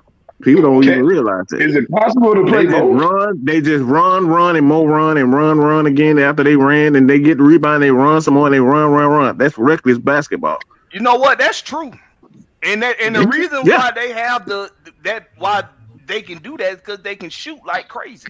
They can shoot like now. That's exactly what I'm talking about. They could tire Boston out because, like you said, Wilson, that dude, Will, he's not gonna be able to run with him. He's not gonna be able to run with him. So if they play, get the rebound, Trey just played loose. Him and DeJounte played loose and reckless, taking shots that they typically take. This is exactly what Quinn said that he want. He want them guys to shoot more threes. We talked about it, Blackberry. He want those guys to shoot up a ton of threes. Why? Because they play fast and reckless, and they not thinking. Yeah, that is true. He did tell JC, don't think too much. Just shoot. Mm-hmm. Shoot. Okay. Yeah. It's been working for JC. And if it can work for him, Lord knows it can work for anybody in the world. Well, some ideas you could tell they're trying to get rid of the old bad habits. Because they hesitated on a lot of shots, a lot of wide open shots. They hesitated on them. Yep. So you can tell they still trying to get that bad juju out of them from not shooting the ball. Yeah, it's still in there a little bit. Let that thing fly. Play reckless. Mm-hmm. And I'm gonna go to Big Will because I ain't heard from you in a minute, my guy. What you think we need to do in this Celtics series, bro? What's our best road to success? Yeah. Down. You probably can't get out that seat. Man down. Donna, Code Red, man down. They'll put himself in one of them Boy Scout knocks. He can't get out. Well, we'll go to you, Warren. Go ahead, Warren. What you think the Hawks need to do in this Celtics preview, bro? In this Celtics series? Run the piss out of them Celtics. And then rebound. We got to control that paint. Like I said, if Quinn want us to shoot, we got to have them men down there to get them rebounds because we all know when the Hawks are not moving, that's when they're getting beat. That's for damn sure. Yeah. And especially with a team that's full of shooters, how you throw off a team full of shooters, that pick and roll, keep that motion going. Because if them boys don't know what to do on defense, when it comes time for offense, you don't have them rested enough to set up no shots. So like you said, tire them out, do them rebounding. Hey, we be fine, man. Run this shit out that flow, just like you did on Miami. Run that flow. And when they come around on them screens, do the same thing you did to Jimmy Butler ass. You knock his ass over. Yep, knock him over. Run that motherfucker over. Bro, And make them and, feel and one thing I'm gonna definitely make sure Trey need to do. Trey need to be the most ignorant gnat on the court. Cause one thing about it, if you frustrate a basketball player, you'll throw off his 3-point shot every time. We Yup. seen that with Right. DeMar DeRozan daughter. But Bruh. continue. Oh, she making noise, boy. Let her go. Oh yeah. He bad. But one more thing, guys, about the Hawks, what we fail to realize, we were getting more offensive rebound because we're attacking the ball after the ball is shot instead of just falling back on defense. Yep. Yes. Oh my God. Yes. Trey was getting in the Team, middle of that, penetrating the middle of that defense. That's the thing too. teams Him don't and know what to do DeJounte with was that, killing. man. Yeah, teams don't know what to do with that because they're not used to really seeing Trey and all of them, in the paint like that. I'm saying and trust me, Swatting at them balls. Oh look, they used to seeing Trey Young in the paint because that's where he been all his career now. What they ain't used to that by playing off that ball, how beautifully he did though. He was doing his thing off that ball now. He did. Somebody said that yeah, earlier in the chat too. He was playing yeah, masterfully yeah, off the ball. yeah. But you remember that was one of our biggest gripes was Trey's defense wasn't on par like that. Well, So to yeah, see his him really, defense, right. yeah, to see him like that. Mm-hmm. The other thing we gonna have to do is because Boston gonna study the heck out of them games. We gonna have to make sure that our adjustments are just that. We gonna have to constantly make adjustments during this game. We're gonna have adjustments for the adjustments. Right. Hey, that's why I like Quinn though. He made in-game adjustment. He don't just wait to halftime Time and already try to quick as make hell. some. You know what I mean? He make in-game adjustment. I like that. He ain't sitting like a retard on the damn sideline trying to figure out who he gonna put in. Right. I'm mad. This ain't going my way. That Nate McMillan poll right there. I see. Bro, That I hate when any coach is just sitting there like he don't know what to do. Bruh. He just Nate be McMillan, standing that there. was Like that folks talk Nate, shit about Steve Kerr because Steve Kerr sitting down most of the time, but you forget he got a bad ass and a bad back. He's sitting down most of the time. You But better walk. but but you got a dude who's standing up and he might as well be damn sitting down. Shit. That man booty hurt. nah, But Nate McMillan Steve got Kerr that. been doing it. Steve Now, Kerr see, been Nate doing it for a McMillan, minute. You know how they get them saying like, once you know somebody for so long, he ain't got to do nothing but like a hand gesture. You know what he talking about. You know what I mean? Hey, right, get you go out here. You right, know what I mean? Right. right. Well, look. Nate McMillan stayed constipated half the time anyway, so that's why he had that stand, trying to shake it loose. God damn. All right, Sam. What these Hawks got to do in this Celtics series? Come on with it. Hold up, I ain't saying nothing. What I'm last Oh today. yeah. What's Go going ahead. on? No, I mean I We called. tried to get you. I called you. You was tied up. You fell My asleep fault. in the Ain't classroom, even- young That's fella. my fault. That's my fault, man. But I'm gonna keep it short and sweet, man. Now, go in I the just car and want put them. your dunce hat on, I just and you want them can to go be. after Samuel. I wait Don't put your like dunce hat. OG. I Don't wait put on the like dunce hat. OG. Go And when I ahead, OG. call on you, you be ready now. Okay? Go ahead, That's my Samuel. fault. Look, They say I'm getting out of the system. I Go ahead, OG. said a couple of weeks ago that Quinn was looking like he had some semblance of a post on this team. There are some things that he's done well, and yes, his substitution patterns is one of them.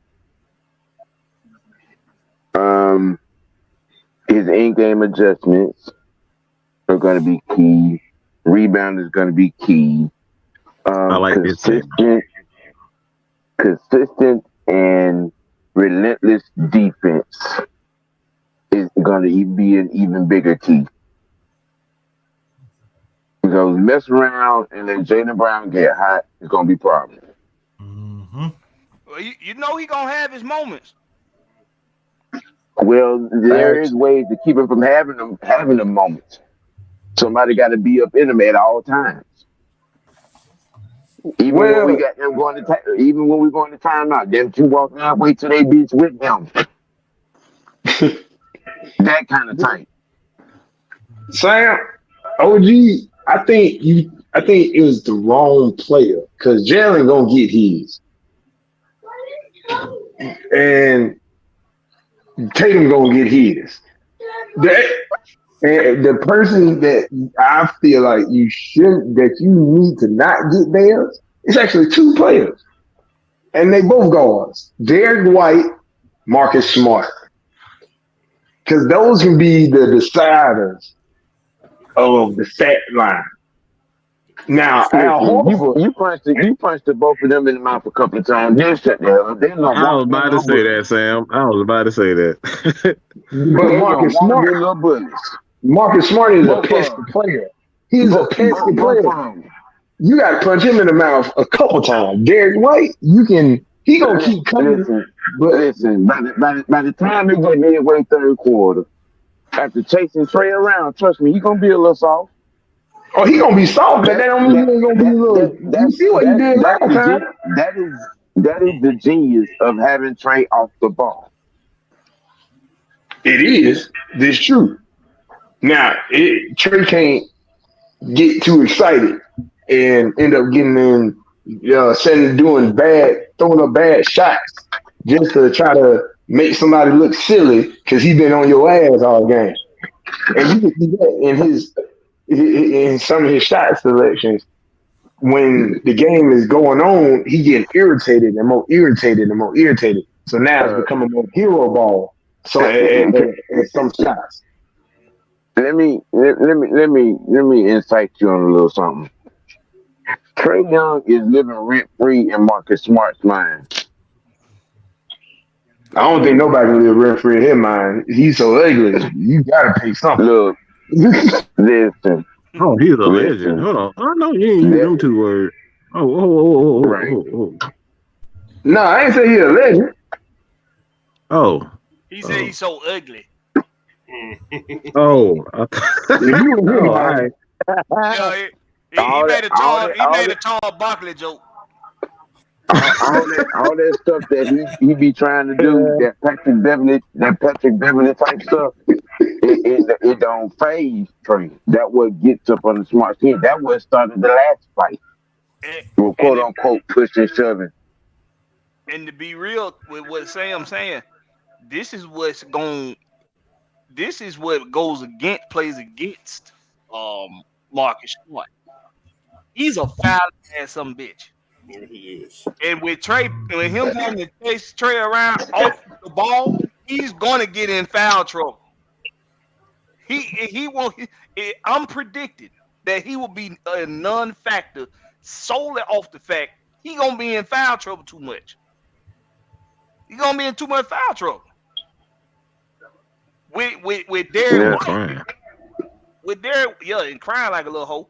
With Derek White. Derek White don't scare nobody, bro. It's a reason why Pop was ready to get rid of Derek White ass. Because he know he's softer than Sean Matisha, just like John Collins. All right, now I'm sorry to intrude on that part right there, but based off of my fantasy basketball league that I had him in majority of the season, hey, my boy. I know. But damn, if you ain't seen Derek White in critical games, Derek White will be the person nobody will look for to make an impact and end up making a damn impact every time. Because he's a no damn body. That's why they don't look for him. And if you don't, a damn nobody. If you don't put your foot on that nobody's neck, that nobody gonna show up like Jalen Johnson been doing. And you gonna be looking like where he come from. No, he came from the bench. No, Derek White will not. That's a crock of shit. Derek White will not show up even half as much as Okay. Jalen. Go look at them stat lines. And you tell me if Derek White ain't show up this season. You tripping, bro. We talking about the playoffs. They they done played bottom feeders and non-play-in teams throughout the season. You playing the best in the league now. Now you playing guys that's gonna be out there and gonna be up in Derek White shit. That ain't finna happen. Let me ask you this, Giselle. Let me ask you this. Who do you want more? Who would you take more? Would you take Derek White or would you take Tyler Hero? I would take Tyler Hero. That's without a shadow of a doubt. Enough said. I get what you're saying now. But I get what you're saying. Did you see what happened to Tyler Hero? Tyler Hero was also how many years younger than Derek White? With a better shot. That makes my point even more. He's a better 3-point shooter. Derek White is more of a mid-range, take it to the paint. I'm not finna go back and vote you about no goddamn Derek White. Okay? I'm just saying, I've seen what I've seen. I'm just look. It's the intangibles. You respect the ones that don't normally show up, because those are the ones the Hawks normally let show up. Am I right or am I wrong? You're right. But it ain't gonna be no damn Derek White. Who the hell else is gonna be? that Boston guy. Sam Howell? It would have to be Marcus. It would have to be Marcus Smart. And I just gave you why I think he's gonna be a non-factor. He gonna be in too much foul trouble. He gonna be chasing Trey around, and he gonna be fouling like a son of a bitch. Because that's what he do anyway. He don't points like that though. He impact all like Patrick Beverly or some shit. Russell Westbrook like assists, rebounds, like retarded ass rebounds at that, jumping over people's necks. Listen, y'all. I see the comment. Derek White. I ain't saying Derek White a bad player. What I'm telling y'all is this the playoffs. And a Derek White, he ain't been shit in the playoffs. Mainly because now he's playing against somebody. He's gonna be having to guard somebody that's gonna take his goddamn soul away from him. I.e. DeJounte Murray. He's gonna get his soul took. And I'm gonna tell you another thing. If that young boy AJ, if AJ Griffin play, AJ gonna take his soul too. He can't guard AJ. You're right. He can't guard. He can't guard nobody we got, bro. The only person he can probably guard that's a guard for us is Bogdanovich. And I'm gonna tell you like this: Bogut so savvy with his veteranship, he just gonna shoot his lights out. Catch and shoot. Ain't no looking, just catch and shoot. Right. Because he gonna shoot right over Derek White little ass too. So no, sir. Miss me with the Derek White conversation. Big Will. I don't even know who the fuck that is, to be honest. Oh my God. Big Will. Yes, sir. All right. You can take the dunce hat off now. You can come back to your desk. Hey, like I said first time, I'm gonna keep it short and sweet, man. I just need them boys to be relentless. You know what I'm saying? Make smart, competitive shots, meaning let somebody be under the basket before you shoot the ball. ABC basketball. Let somebody be up under that. Smart. Be smart. Smart basketball. You know what I'm saying? Right? And I need them to protect Trey like that they mama. You know what I mean? What you gonna do if somebody come slap your mama? Yeah, that's what kind of energy. Oh, that's yeah, what kind they of got to get that work. I'm going to jail that day. When they going to try to buy the tray, I need them over there. I need John Collins push them up out the way, not picking up the opposing folks. You know what I mean? I need them over there act like Trey they mama, and she got a goddamn bag of candy. You know how that is. That day you been outside in the sun all day, your mama got all that sugar. Yeah, act like she got a bag of candy trying to give y'all something. That's it. That's all I had, man. That's it. To be honest with y'all, that was the most key out of that whole game. They said, we gonna whoop your ass just as much as you thought you gonna whoop our ass, we finna whoop your ass the whole game. The point's gonna get made, but you ain't gonna score no point. You heard what Trey said. Hey, I seen what he said about they guarantee to win. I just did everything in my power to make sure he Yep. wasn't gonna get that. That was Jimmy Butler. Yep. Jimmy Butler. Yeah. And I'm glad you said that, I'm Will. tired of Before I that move on, goddamn. What you to the call that little Falcons. damn ugly thing on the that little plant head looking thing on the damn Garden of the Galaxy? That's what the fuck he look like. He did like that Groot. damn I, You plant talking about I am, Groot? I Jimmy am Butler I am Groot. had. Groot. I am Groot. I, Groot, I that am motherfucker, Groot. that who he look. He little old Groot looking motherfucker. Oh, that man Groot. What the Hey, and that's hey, why I that's am what I Groot. liked about Trey Young. That's what I liked about what Trey Young said. It tell you that they be watching and listening to everything, bro. hey, They Oh be yeah. listening. yeah, and I'm Look, glad you brought that up because that's another key thing right there. That's the element to this team that we've always had that we will never lose as long as Trey Young is here, and that's a dog mentality out your superstar. Right. He don't care. He don't care who it is he's going up against on that opposing team, whether it's been Giannis, whether it's been Embiid, whether it's been Jimmy Butler. He's going to stand up for himself and the team, and he's going to be he's going to be vocal about it, which means he show heart. This team will bleed with the heart he got as long as he is on this team. And I really believe that. And he ain't going no damn well for all y'all stupid ass Trey Young motherfuckers. Right. Look. All I need to do is somebody to go over there and slap Charles Barkley, old russet potato head ass. If you slap him, you might get some peanut butter left over on your hand. You might not want to touch Hey, hey, let me just sit check on it. But hey, Yeah, y'all, let's get into some he better Falcon talk. hashtag money.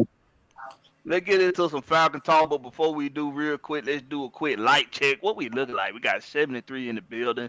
We done got up to about 95, I believe. What that light check look like? Somebody tell me, because I can't see it. Oh, I thought you were waiting on it. I mean, I thought you were listening. We No. got.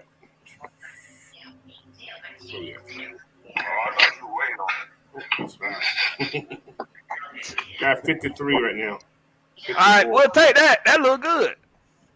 I'm gonna need all these people. If you on this chat, I need you in the like button. Like me, like you, like all them girl pictures on IG that you'll never meet in real life. Right. Like Hey, Blackberry. When you get wouldn't ready to pass, get up, you wouldn't when you pass get the ready Ray to Veloso picture without liking it, so don't pass that like button right there. look, exactly. when you decide to get on, we get ready to get on the topic. We got somebody here talking about they gonna give the Falcons fans the smoke. I need this person to have facts with that smoke, sir. What's their name? Please bring that person to the front of the congregation, please. Is they ain't gonna, in the congregation. they ain't It's the gonna, dude by the water cooler in the back near the bathroom, Molly Mall. Okay. All right, Molly, we'll get to you in just a second. So, got some Falcon talk here. Mr. Jeff Okudah joins fellow first round pick cornerback AJ Terrell with the Falcons. Now, Okudah Matata. Jeff Okudah, he's had some injury problems early in his career. Okay, he's had some injury problems, and statistically, he hasn't been all that great in coverage. But he's basically a young Dante Robinson. If y'all remember who Dante Robinson was for the Atlanta Falcons, bring that pain.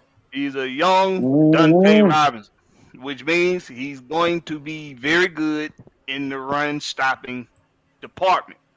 Now I know y'all saying, well, he's a cornerback. Why do we care about how he is in run stopping? Shit. Well, it It don't hurt. Last year? It don't hurt that he's good at runs. He has good run stopping abilities. It don't hurt. So I mean, I take it.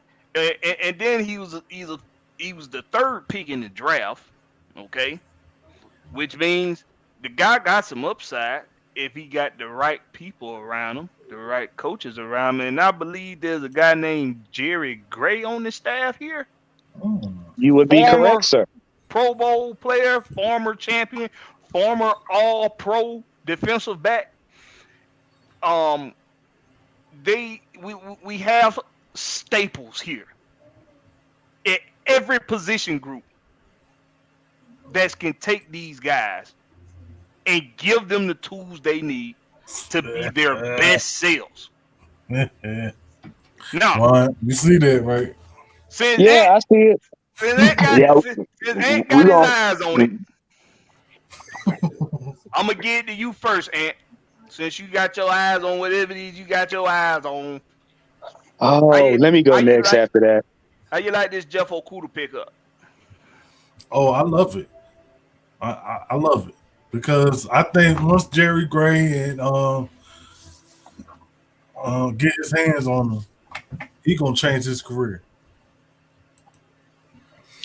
Look, I'm gonna just say this. For those people that's saying that, oh, he's a cornerback, so why should we care about him in the run game? Have you seen our cornerbacks in the run game the last 5-6 years? Been getting their ass ran over. Like the Kuma Matama. Bruh. I know y'all remember Darren Hall getting his ass ran over. I know y'all remember that. Goodness. Boy, do I. I know you remember Richard Grant getting his The ass boy getting that work. The boy getting that work.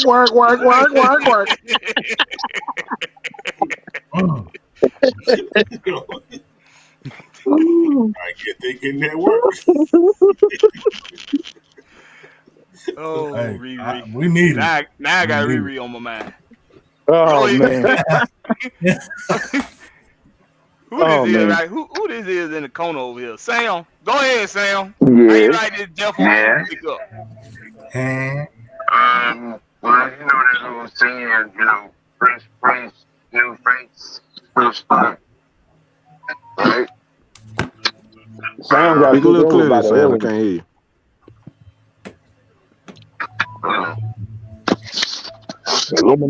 Illuminati.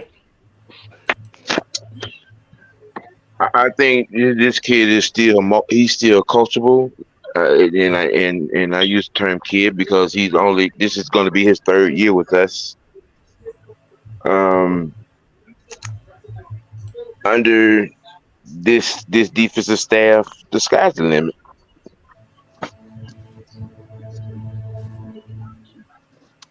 Agreed. Sky's the limit. One. Well, Yes, sir. We'll go ahead. Go on. Yeah. Go ahead, one. Oh, yeah, no. Look, I'm going to tell y'all right now, and you mentioned it earlier, Blackberry. For y'all just worried about Okudah's injury, let us go back. Did we not have an AJ Terrell that got injured? We did. And did he? Yeah. And did he not come back? He Okay. did. So with Jerry Gray being on this team, and even people in the media had to admit, him and Ryan Nielsen are going to make sure that they put Okudah in the best position to be successful, which means they're going to play to his strengths and rotate him out starting out so that he doesn't get re-injured. We got a deep cornerback room, so he does not have to play the bulk of the snaps. And then he's paired up with AJ Terrell. So once again, y'all got to do your homework. This young man is in a new environment. Plus, he's still young, which means that his ability to heal and stay healthy is a lot better. So, hey, he gonna be fine. He gonna be just fine. And I hope I ain't stealing nobody take when I say this, and it's also gonna benefit him that we gonna be getting pressure on the quarterback this year. Well, I'll say this. Does anybody know this guy named Chaucer Gardner, whatever the fuck his name is? Gardner Johnson, whatever the hell it is. Gardner Johnson. Yeah. That's essentially how Jeff Okudah play. He's a more athletic, whatever the fuck his name is. He's a more athletic.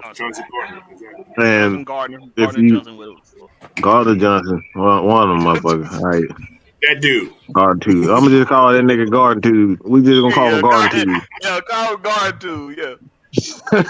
But if you look how the Saints, they use their DBs. Their DBs all of them have to be physical. They have to be tough, and they have to have the ability to play in man coverage. They don't play too much zone. And that's with Ryan Nielsen. He if you look at him, look at the front. He always have the middle of the field. Somebody blitzing. He has to have blitzes coming in the middle field. So what that means your corners have to be pretty good in man coverage. Gotta be good in man coverage because those quick passes coming over the middle. So your DB got to be able to tackle instantly, and that's what you're gonna get from Jeff Okudah. Another thing, he likes to send those blitzes with them DBs. The same thing you do with the Packers. The Packers do the same thing. They play a multiplex defense. They use their DBs in zone and man. They like to blitz them. And the linebackers just eat up a bunch of tackles. So those are the things you see. And another thing, too, with Gray, he'll throw us a couple of six out there on your ass with the quick. He'll throw a couple of six on your ass with the quickness, and all you ask for your DB is to just tackle. So that's why Blackberry brought up the fact that he is a physical corner and he can tackle well, because that's what the Falcons defense is going to ask their DBs to do. If you look at Mike Hughes, the same way, he's a tackler. AJ Terrell, we already know what he can do as a tackler. And I keep going on and on and on. So the Falcons DB is going to be asked to run and tackle, run and hit. That's what their DB is going to be asked to do. I just thought about something. Somebody look, Coach, you usually good for this. Mm-hmm. I don't think AJ Terrell has a missed tackle. Ooh. I don't think he has one. I can find out. It's in here. We gonna I just gave Coach some homework. Coach gonna be like, "Damn, I had to close your show out for you. Now you give me homework." Start texting your ass. We all good. We good. I appreciate that too. By the way, Coach, and I appreciate that. And well, Will, you too, man. I appreciate that last week. I was going through some shit. Hey, But, man, we got you, man. That's all right. Hey, we all here, bro.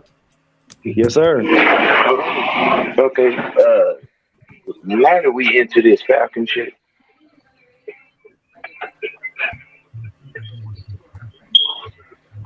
The Illuminati got him again. You're right. Can you hear me? No missed tackles. Hold on. Look. Yep. Says zero missed tackles. Okay, hey, Hold on. Hold on. Let me make sure I got that right. I just seen some. Okay. Oh, Sam, you had something you wanted to say?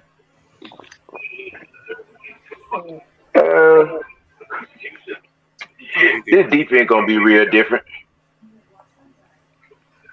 It's gonna be real different because everybody here wants to be coached, and everybody here understands the mission. That's an excellent. And whoever this delusional individual is, Mally Mall, Michael Thomas has to be on the field to make a difference. Just putting that out there. I want to highlight this comment before I go to Denzel. I want to highlight this comment right here. Now, see, Oh my God. I've been on my best behavior. Oh. Okay. But Miley Mall, if you ain't the most ignorant ass damn New Orleans skank fan I done seen, you really think we worried about Michael can't get on the field, Thomas? He ain't gonna play. Right. Slant can't stay on the field, Thomas.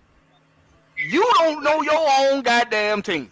For all you know, y'all still got Robert Meacham on the damn team. Right, but look, he said Olave. He said Olave wasn't a factor last season at all.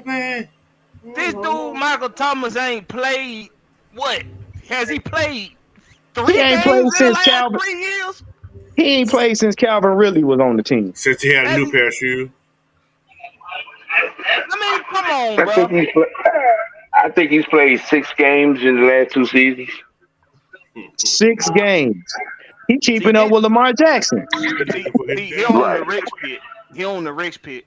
When you say dumb shit, that's when you get it. That's when you just get ignored. Because you ain't gonna make me more. You ain't gonna make me dumber just by entertaining your dumb ass. Okay, bruh, we're looking and listening and reading idiotic, chaotic, you know what I'm saying, moronic crap from a person whose 75% of his defense is gone. And like Leo said, who you gonna stop? Did Michael Thomas ask for a trade? Yeah. I said, look. First of all, y'all got an Oldsmobile at quarterback, so I don't even want to talk about that. Y'all got an Oldsmobile at quarterback with a Pacer engine. Man, just tell Hines catch up to shut up. Just tell Hines catch up to be quiet. Yeah, just shut the fuck up. Hines catch up. Is that the squeezable kind or the bottle? It's the packet. It ain't neither.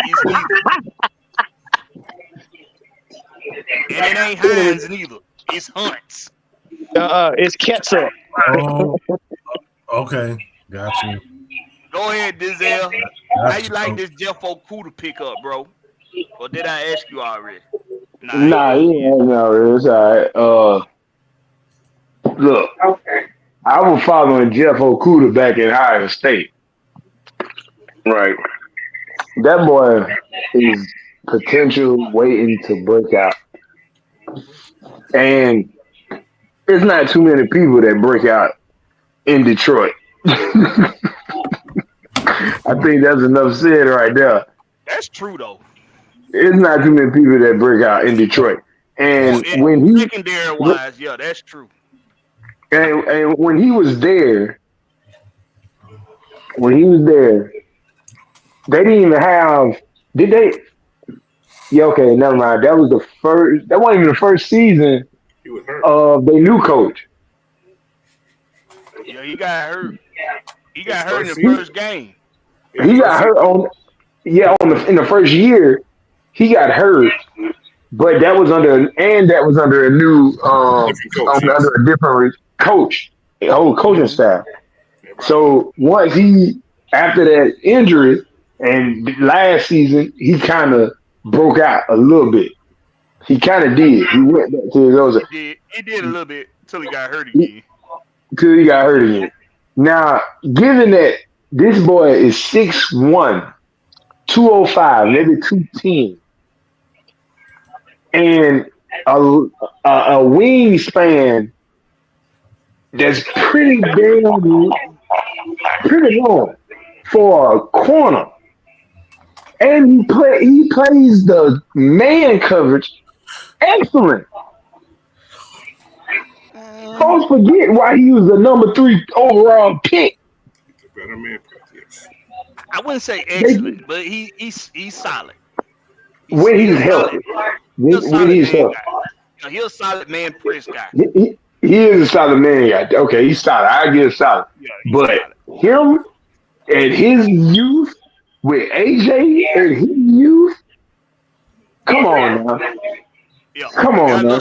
Got a little speed on him. I think he ran a 4.48. Yeah, I think it was 4.48. Mm-hmm. You can't help but to be thinking of coverage sacks. The coverage is so good and for long enough is allowing the quarterback to stand there and look timid, and boom, right there, somebody coming off the edge on your monitor coming up the middle. Grady might be coming off a stunt. somebody's gonna get to your ass. And not Jack Campbell. I'm sorry, I'm looking for the future. Not Jack Campbell. Troy Anderson. Troy Anderson, the Speaking other into white boy. existence, bro. Speaking into Speaking existence. into existence. Speaking to because the Lord have mercy. That duo just sounds so nice. Troy Anderson, Jack Campbell. It does. Oh my God. Oh my God. Ooh, I just Oh got my, to shoot. oh my God. Wait though. We're gonna throw it off though. We're gonna throw it in complete completion. Troy Anderson, Jack Campbell. My man from Atlanta, Georgia, Miles Murphy.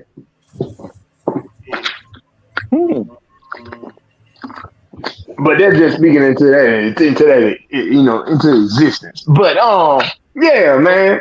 We're about to get into some draft. We're gonna get into some draft talk real quick because every time we sign somebody in free agency or we make a trade before this draft, it just leaves more questions about what the Falcons are gonna do in this damn draft.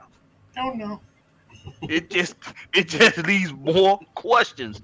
But dare I say, this trade kind of gives you a little more insight. And I'm gonna get to that. Will, I haven't asked you yet. How you like this Jeff Okudah signing or trade? Hey man, I love it. You know what I've been saying all year. I mean, for the last couple of shows, man, I'm loving this depth. This depth that they are building, bro. Competition all season. I'm screaming it. All competition all season. Ain't nobody guaranteed no job. And I did a little research on the dude. I mean, he played pretty good, dog. Injury's been got the best on, bro, because he been injured. But last year he played. He had a couple competitive series. You know what I mean? He was up in the receiver. You feel what I'm saying? So, hey, I welcome competition, dog. Welcome competition, and that's what these boys building. And now it got everybody going crazy because they don't know what we're gonna do. Right. Nobody know where we going because we got depth everywhere this off season. Everywhere we put depth, so don't nobody know where we going. So they make an assumption now. Bijan Robinson, offensive lineman. Ain't no offensive lineman going number 8. I'm gonna have to tell y'all that. Only way they get an offensive lineman, they gonna go back. They gonna fall back in the draft. They ain't getting Please tell them again. They is not Please tell them again. I'm gonna tell you that off. They is not getting a running back at 8. How can you justify playing a running back $15, $16 million? You just came off of running a 5th round running back over 1,000 yards. You just came off a season where we almost ran for 3,000 yards, bro, as a team. And we had 2 injuries, bro. 2 injuries. Yeah, that's it. Come on, bro. How do you justify getting a running back at number 8? Please tell me. See, I'm glad making sense. Yeah, I'm glad you said that because you got people in the chat that drank the Kool-Aid. Now they want another sip. I'm gonna let y'all know, man. Let me get my first thing they said when they ended the season, hey, that pass rush up the middle got to come. We got to get that straight. They stretched that plenty of time. Hey, that's unacceptable. The line play is unacceptable. So that's what they're doing, bro. Don't be surprised. If Jalen Carter ain't there, them boys fall back a couple slots and get over still. Hold on. Who got that TV on in the background? He brains so much. You can put him at linebacker. You have him out there that weak side linebacker. You know what I'm saying? Come on, man. There's so much that boy can do. He got speed. He can cover. He did it in Georgia. He can cover. Let me go real quick on Jeff real quick. I think Go ahead, Coach. All right, I'm just getting some quick numbers real quick. He had 65 tackles last year, solo tackles, 1 interception. He was targeted 65 times. He gave up a lot of passes. Yes, he did do that like for 594 yards, I think what it came out to be. He only gave up 2 touchdowns, but hey, the kid is a better man coverage than he is a zone player. So what Detroit did, Detroit ran a lot of cover 2, a lot of cover 3 last year. A lot of it. A lot of it. So That didn't play in his strength. and when he was in man, he held his own. They couldn't generate a pass rush for shit. And that put him out of position. Sounds familiar. Yeah, it does. So, but hey, it's a good pickup. It's a good pickup, but we just got to see how it's going to play out. So, and what Coach just said is what we've been trying to tell y'all. This is why we say stop worrying about his injuries.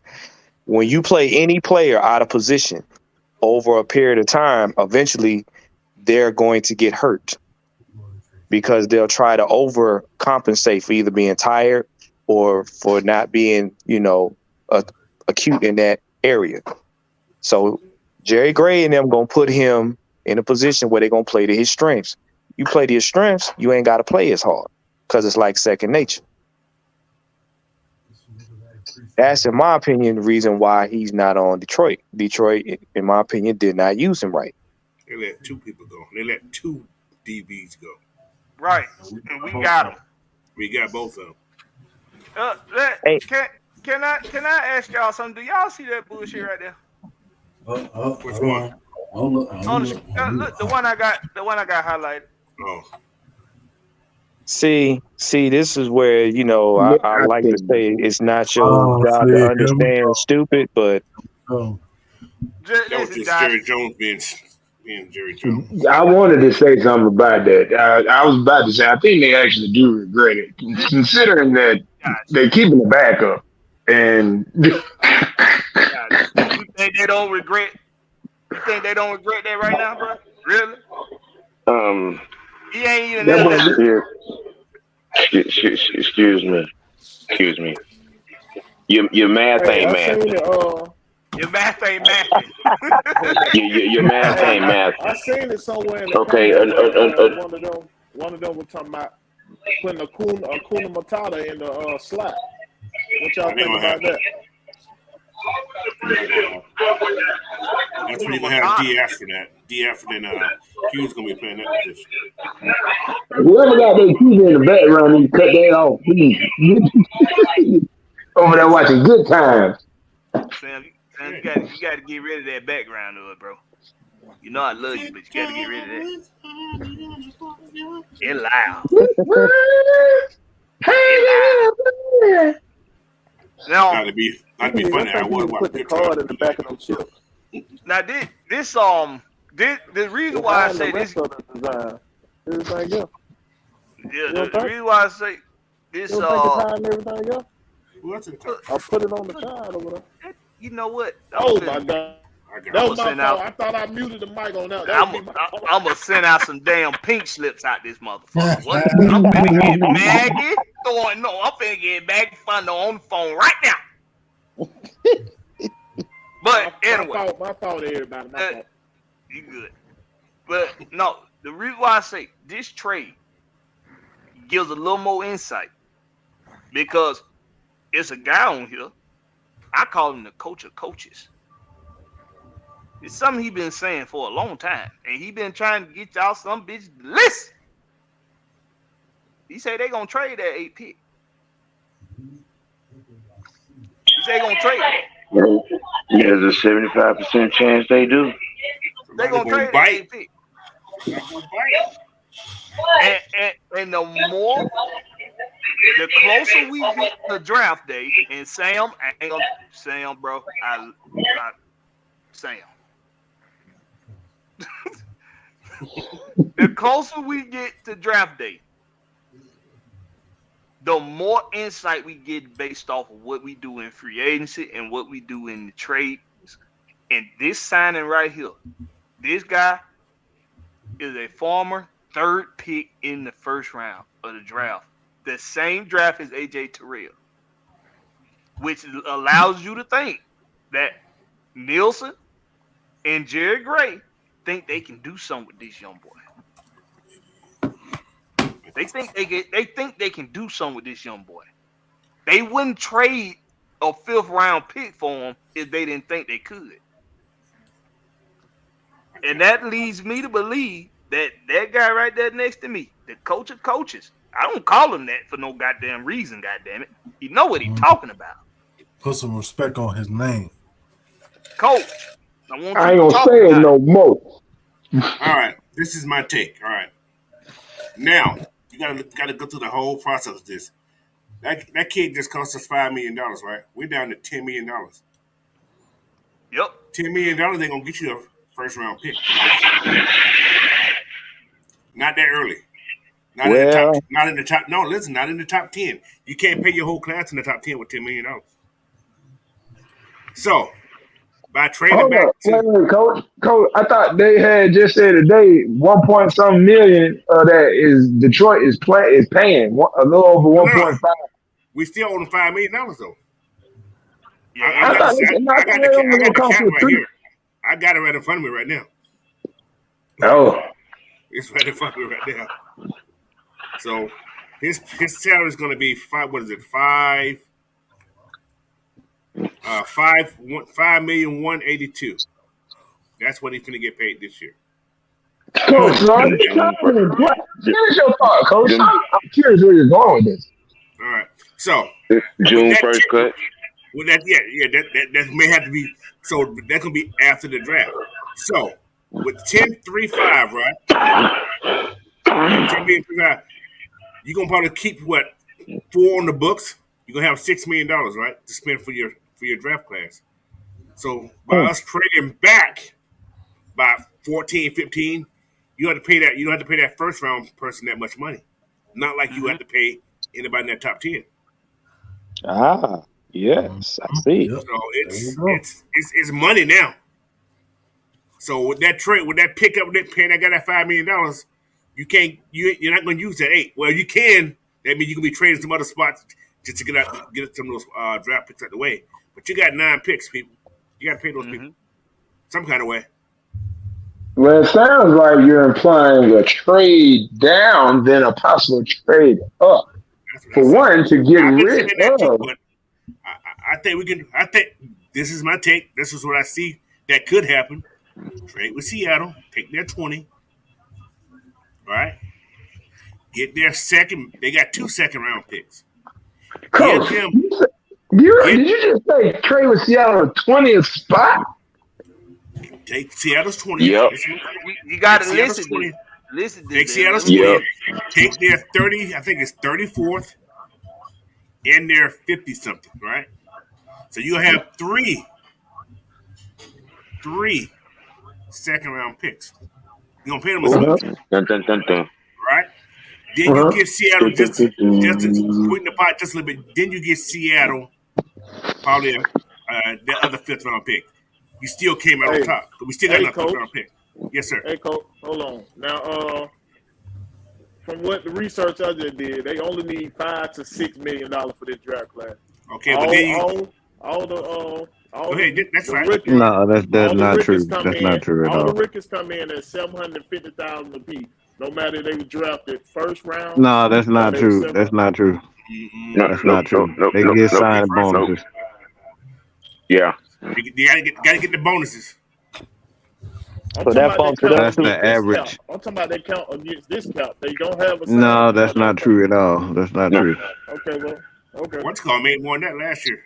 They get the signing bonuses.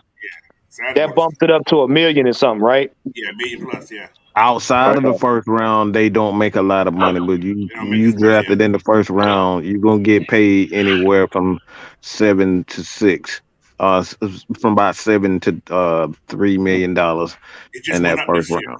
Yeah, exactly.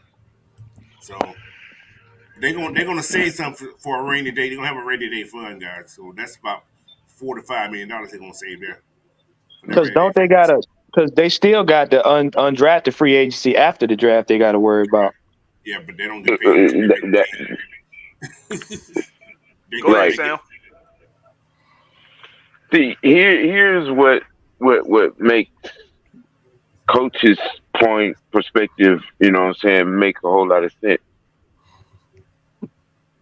the meetings that see something that Mike brought to all of our attention in Arthur Smith's first year, in Terry Fontenot's first year.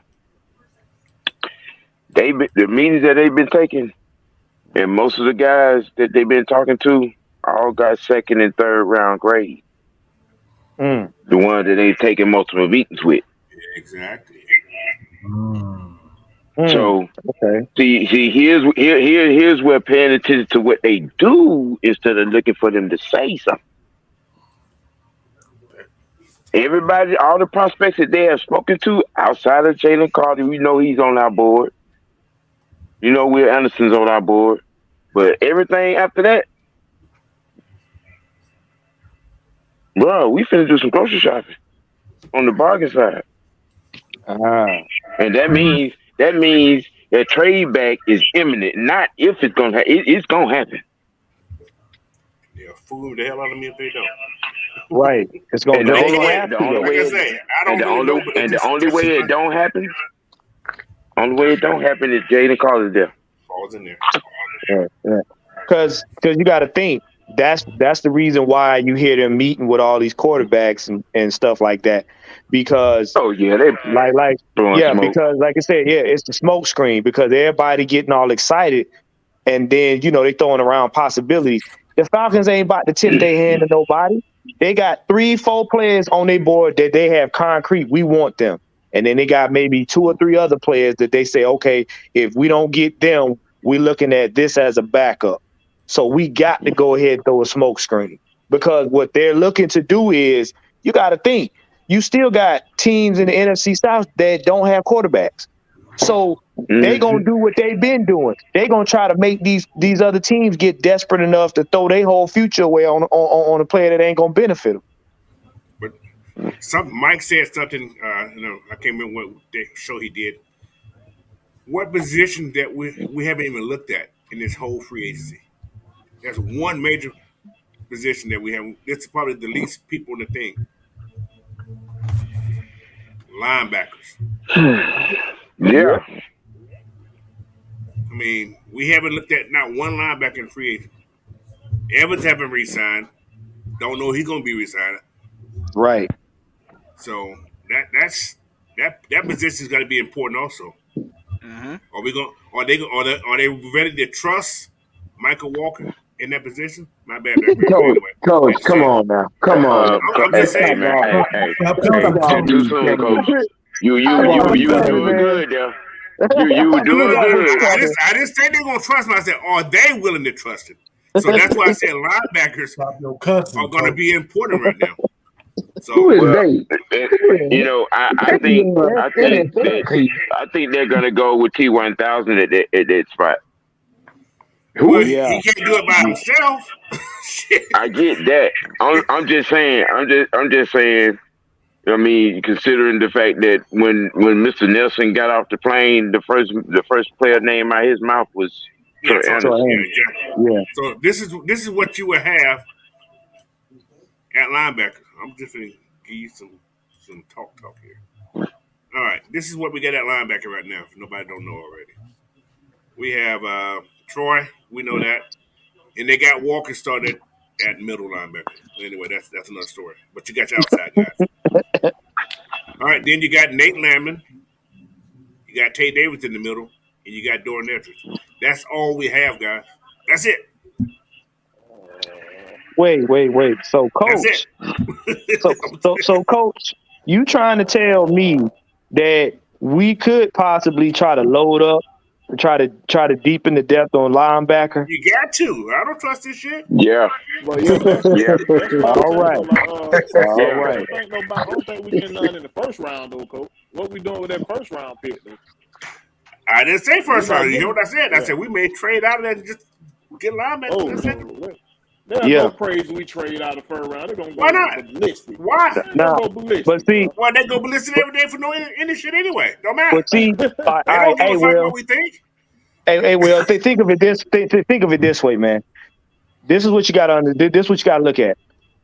With the teams that just gave up their quarterbacks and whatever the case may be, the first 4 spots in the first round, it's gonna be a quarterback controversy.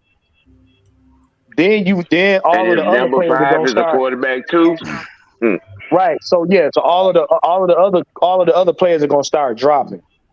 The thing is, we're not guaranteed to get the player we want at 8. Like I said, there may or may not be a Will Anderson or a Jalen Carter for us at 8. So trade now, get more picks. Trade now, and get more picks. That allows us to, because we don't know who's gonna drop. Like I said, you got to pay attention to the teams that want them quarterbacks first. That's what's gonna set it off. Because that's what I'm saying though. So like if Jalen Carter and Tyree Wilson, I'm still sitting there. You saying we're gonna pass over them and draft and go out of the first round? I'm saying that's what I'm saying. That's what I'm saying. No. I'm not saying we'll pass over. I'm saying let me say this. Hold on. One, let me interrupt real quick because everybody got this confused when it come down to the salary when it come down to the first round. What you were talking about is the base salary. That's just the base. The baseline and the first, depending on the tier, from 1 to 3, from 3 to about 10. That's anywhere from about 8 million all the way to about 5 million. The bottom tier, that's when you're gonna get guys around $3 million, about 2.4, and then the lower, obviously that's gonna be like 1.5. It's averages somewhere in between about 1.5, almost 2. So that's 2. That's 1 in the first round. The Falcons have a top 10 pick, so that's gonna be anywhere from $5 to $3 million just right off rip, because they're in the top 10. And that's 3. We got $10 million now. That's $7 million left. Everything else is for potentially a guy to come in that might get hurt. You may need somebody that they're gonna get cut, so you can end up doing that. But you want to sign at least 100 guys for training camp, and that's gonna cost you a good $2 to $3 million, probably $4 million for that. So all that's money pretty much gone. You may end up with like $2 million at the end of training camp. So somebody's getting cut at the end of the day. Get cut, exactly. Somebody, they're gonna have to. It's gonna be some deep cuts, y'all. But the question I would ask everybody, if y'all don't mind, do y'all trust this regime? Nope. Hell yeah. They ain't shit. I trust them to do some completely disrespectful bullshit. But do you trust them to do their job correctly? That's the question. I trust them. That's what I whatever they do, we Yeah. have to support it. Because they don't give a fuck what, like you said, Mike said, they don't give a damn what we think. They gonna do what's best for their team. I trust them to continue to completely be disrespectful. There you go. Like they've been doing. There you go. That's what I trust. What my dad said, if people in hell want ice with them, Yeah. they ain't gonna get that shit gonna melt before it gets down there, right?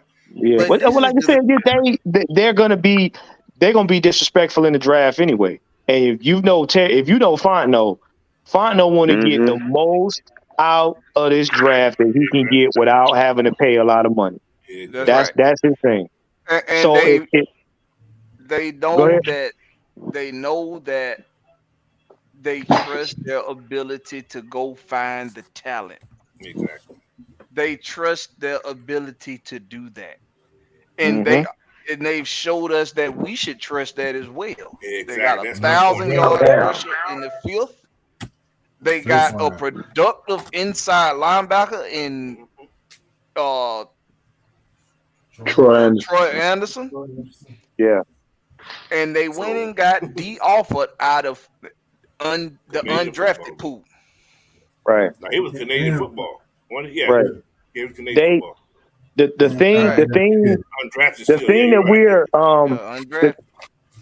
thing that we're a lot of us fans are overlooking, they have the ability and the willingness to develop players. So when we end up finding gems, a lot of times it's right under our noses, and them developed players actually pay dividends. So you got to look at it.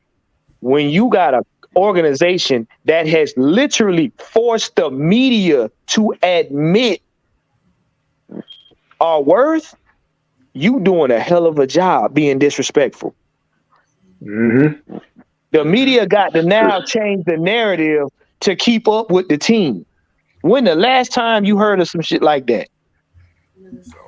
Sustainable product, player development. Which leads to me to, you know what? Well, that really solidified my picks that I've come down to as far as first round and entering the second round. It's only down to 4 players. 4 players. That's it. That's it. You either getting Miles Murphy in the first round, Nolan Smith in the first round, or wait. They'll have to trade back to get Nolan Smith. Both of them. No, Miles Murphy going top 11. No, he won't. You don't think so, Coach? Coach, he arguably might go before Tyree Wilson just off of sheer technique. But you know what? Who? No, I ain't saying shit. Anybody say nothing about Will Levis? I said, who said Will Levis? That's what I'm not going to but I'm not getting to. But you know what, Denzel? But you know what, Denzel? The thing that I've been hearing and what's so funny is now when they come up with this narrative with Bijan Robinson and all that, it's funny how everybody now, because it's the Falcons, it's time to skip over Tyree Wilson. Like he just didn't fell off the planet. Yeah, I don't know about that one. I don't know why they think that. I mean, for one, now I do agree with this. I've heard that Tyree, and I mean it's obvious on footage, he don't have much of a pass rush whatsoever. He's just big. He bull rushes. Other than that, he doesn't have much technique to his game. Miles Murphy, on the other hand, has plethora. Plethora. Miles Murphy. I got a question for that one with Denzel when you get through that. You through Denzel? Okay. You said something very key. While he may not have the technique right now, you can teach technique. You can't teach size at all. If you gonna teach that in the top 10 pick? That ain't totally true though. He does have some technique. Go ahead, Coach. What's your question? Does what's that dude name? Cameron, what's called him? Got a pass rush? He had a Jordan? Yeah. Cameron Jordan? Who spam? Does he have a pass rush move?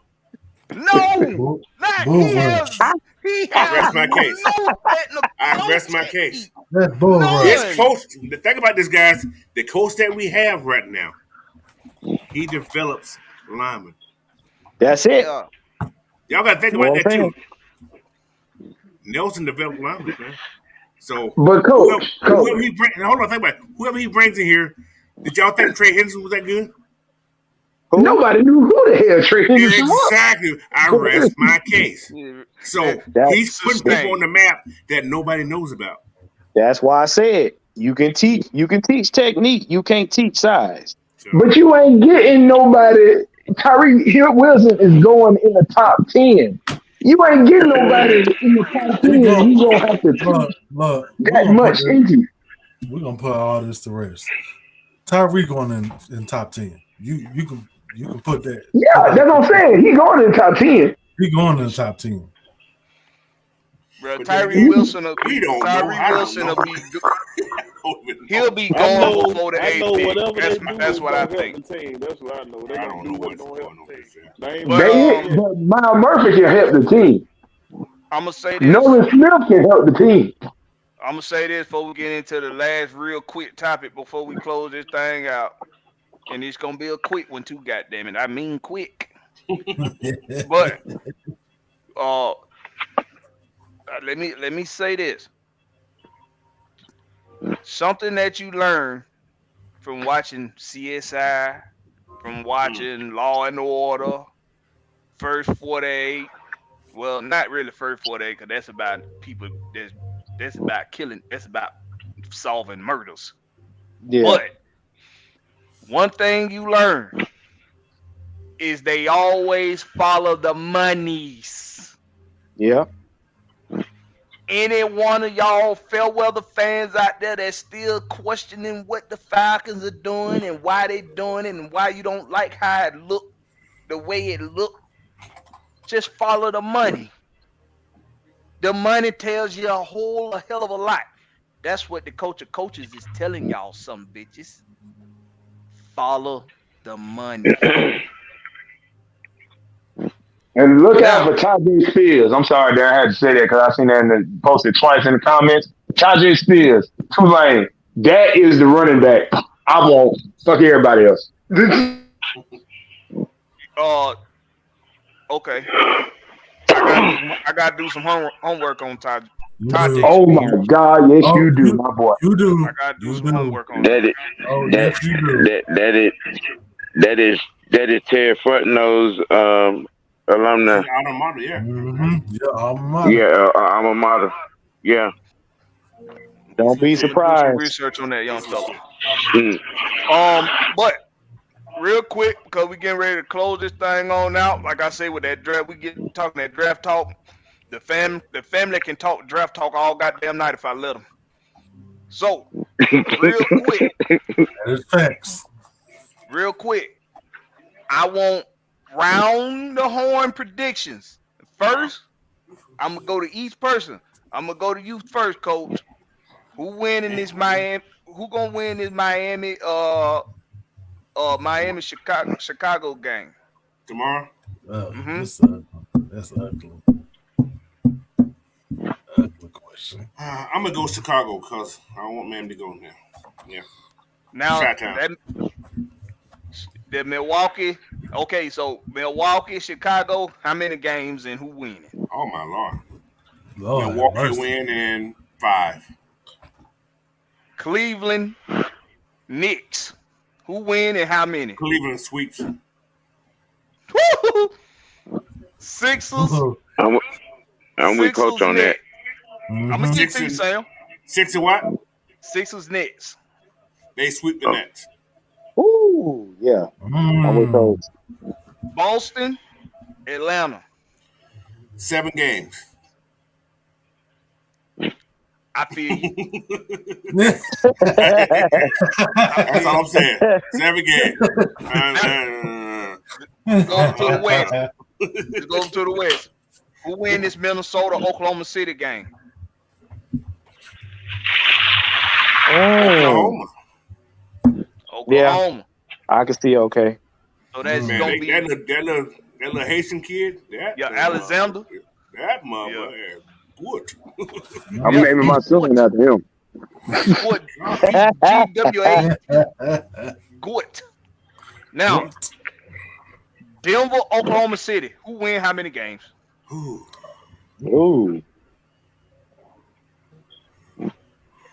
Oh my God. Still me? Or somebody else? It's still you. It's still you. Shit. Man. I hate Jokic. I hate that dude. But yeah, But you Denver. gotta pick them. Denver in 6. Denver in 6. Ooh, he's gonna okay. So he gonna give him a ride then. Yeah, I think so. But Phoenix. Okay, go ahead. What you got? No, if OKC play consistently and can stay out of foul trouble, I think they can get him. Wishful thinking, coach. But hey, could be.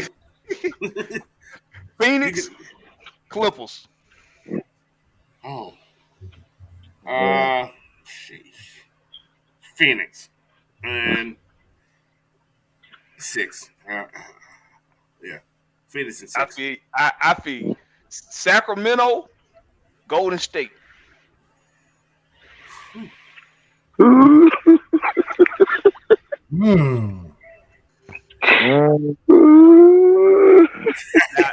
Now, coach, if Kevin Herter get past Golden State, I'm gonna know something.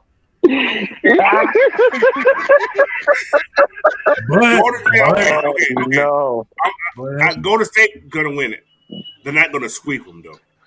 Golden State in 6. Hey, I can see what's called getting 2 wins out there. Yes, I'm gonna play. I can even go. I even go dangerous because I live on the edge. I go 7 games. Ooh, down to the wire. Devil's I go advocate. 7 games with that. Can you trust Golden State on the road? Who? Right. I heard about that. Yeah. Hey, Can you trust this Golden State team on the road? You can trust Golden State's in the playoff. I'm just saying. I will on that. I will pick. Yeah. That's a different No, team. look, I get you. I got you. I'm just trying to play devil's advocate. That's it. 7 games. That's I'm a gonna go 7 That's a games. good one, though. Yeah, that's a good one. Whoever wins the 7 wins. All right, now this the box office one here. Memphis, Lakers.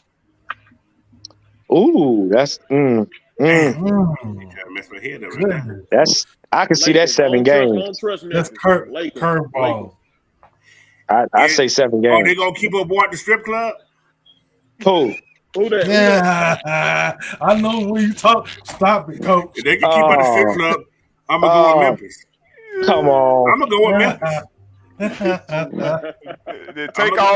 Take all his firearms away from him. Stop trying to be gangster. You know what? I'm gonna ask them to switch that pickup. I'm gonna go LA in 6. Okay. Hold on. We forgot one important piece, Coach. Who was that? If Davis don't break like glass, Lakers. Oh man. Oh, that's a good one. But you know what though? I'm gonna let y'all know something. If LeBron facilitate like he needs to, if he's the facilitator, LA will win this series. But if he just let somebody else try to facilitate the game, yeah, they don't have a chance. Okay. And because I'm ready to call it a night, I'm going to just do it like this. Say aye if you in agreement. Say nay if you're not. The Atlanta Hawks go on to the second round.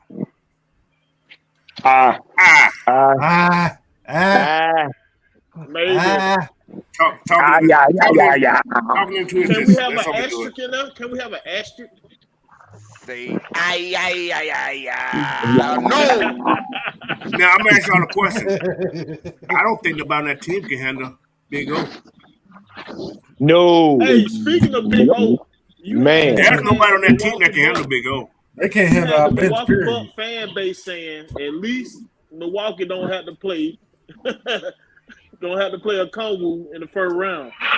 Yeah, I was surprised seeing that. Giannis big ass. Because he play Giannis tough, bro.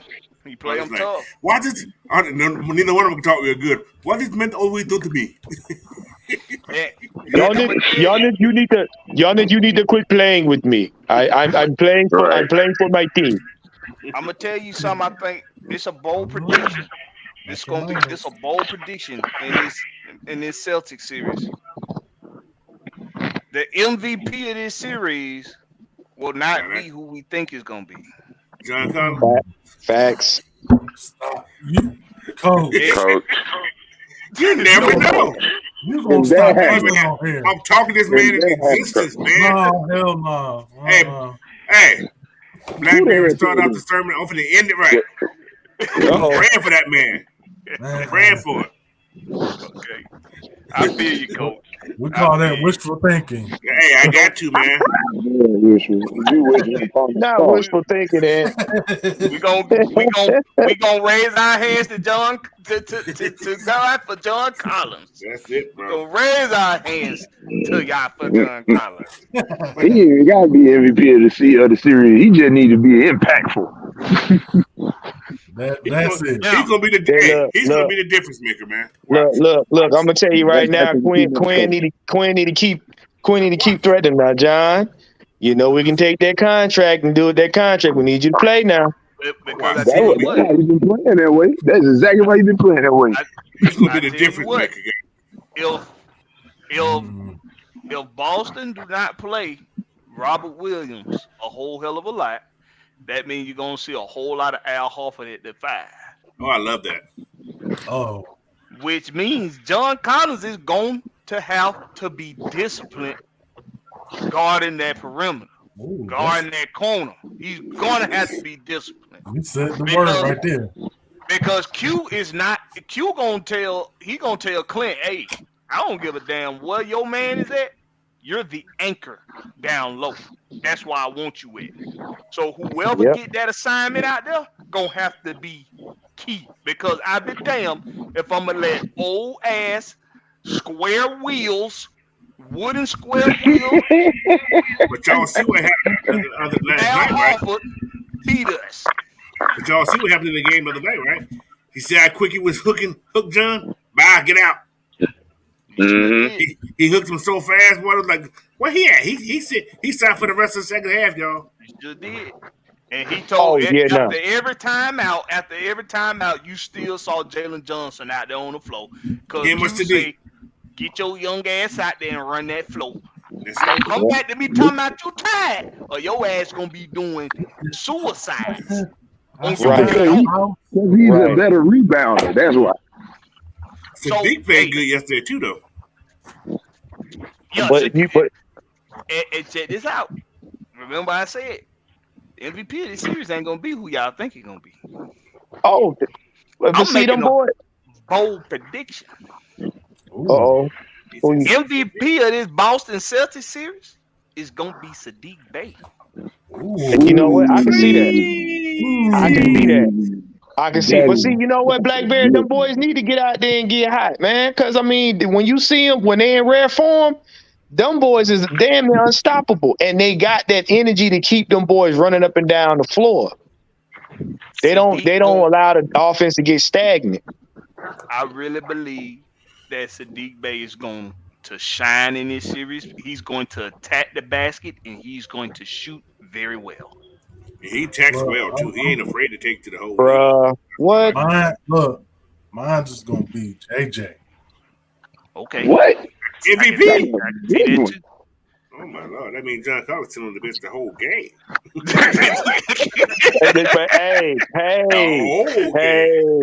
Hey, he's benched. Hey, Coach. I didn't stutter. All right, so we gon' end the night with some buffoonery. D. Lawton 4.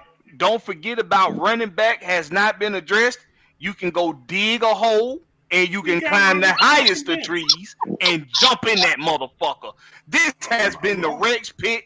My name is Blackberry LaRex. That's the coach of coaches. That's the big dog, Big Ant, always by my side. That's Big Will, bringing back Big Willie style. That right there in the middle, right there. That right there. Oh, side note. If you haven't watched Marlon Wayne's HBO special, I encourage you to. It's the first funny thing he did by his damn self that wasn't a parody movie. Go look at it. Go look that at part. it. It's hilarious. It is funny. Hilarious. That there is one, that's what I call him. Y'all know him as the super villain. That's my brother, my blood brother from the same mother. Denzel, all the AKAs ain't got time to go through them. And Mad Mike, he was here. He has left the building. Like Elvis did Memphis. And that right there is OG, triple OG Sam. I appreciate everybody for coming and tuning in. It's time for me to go. I got to go get some shut-eye because I got to go drive a 53-foot trailer and a big-ass rig at 5:30 in the morning. Oh, look, yeah. One. You see who came in the chat, right?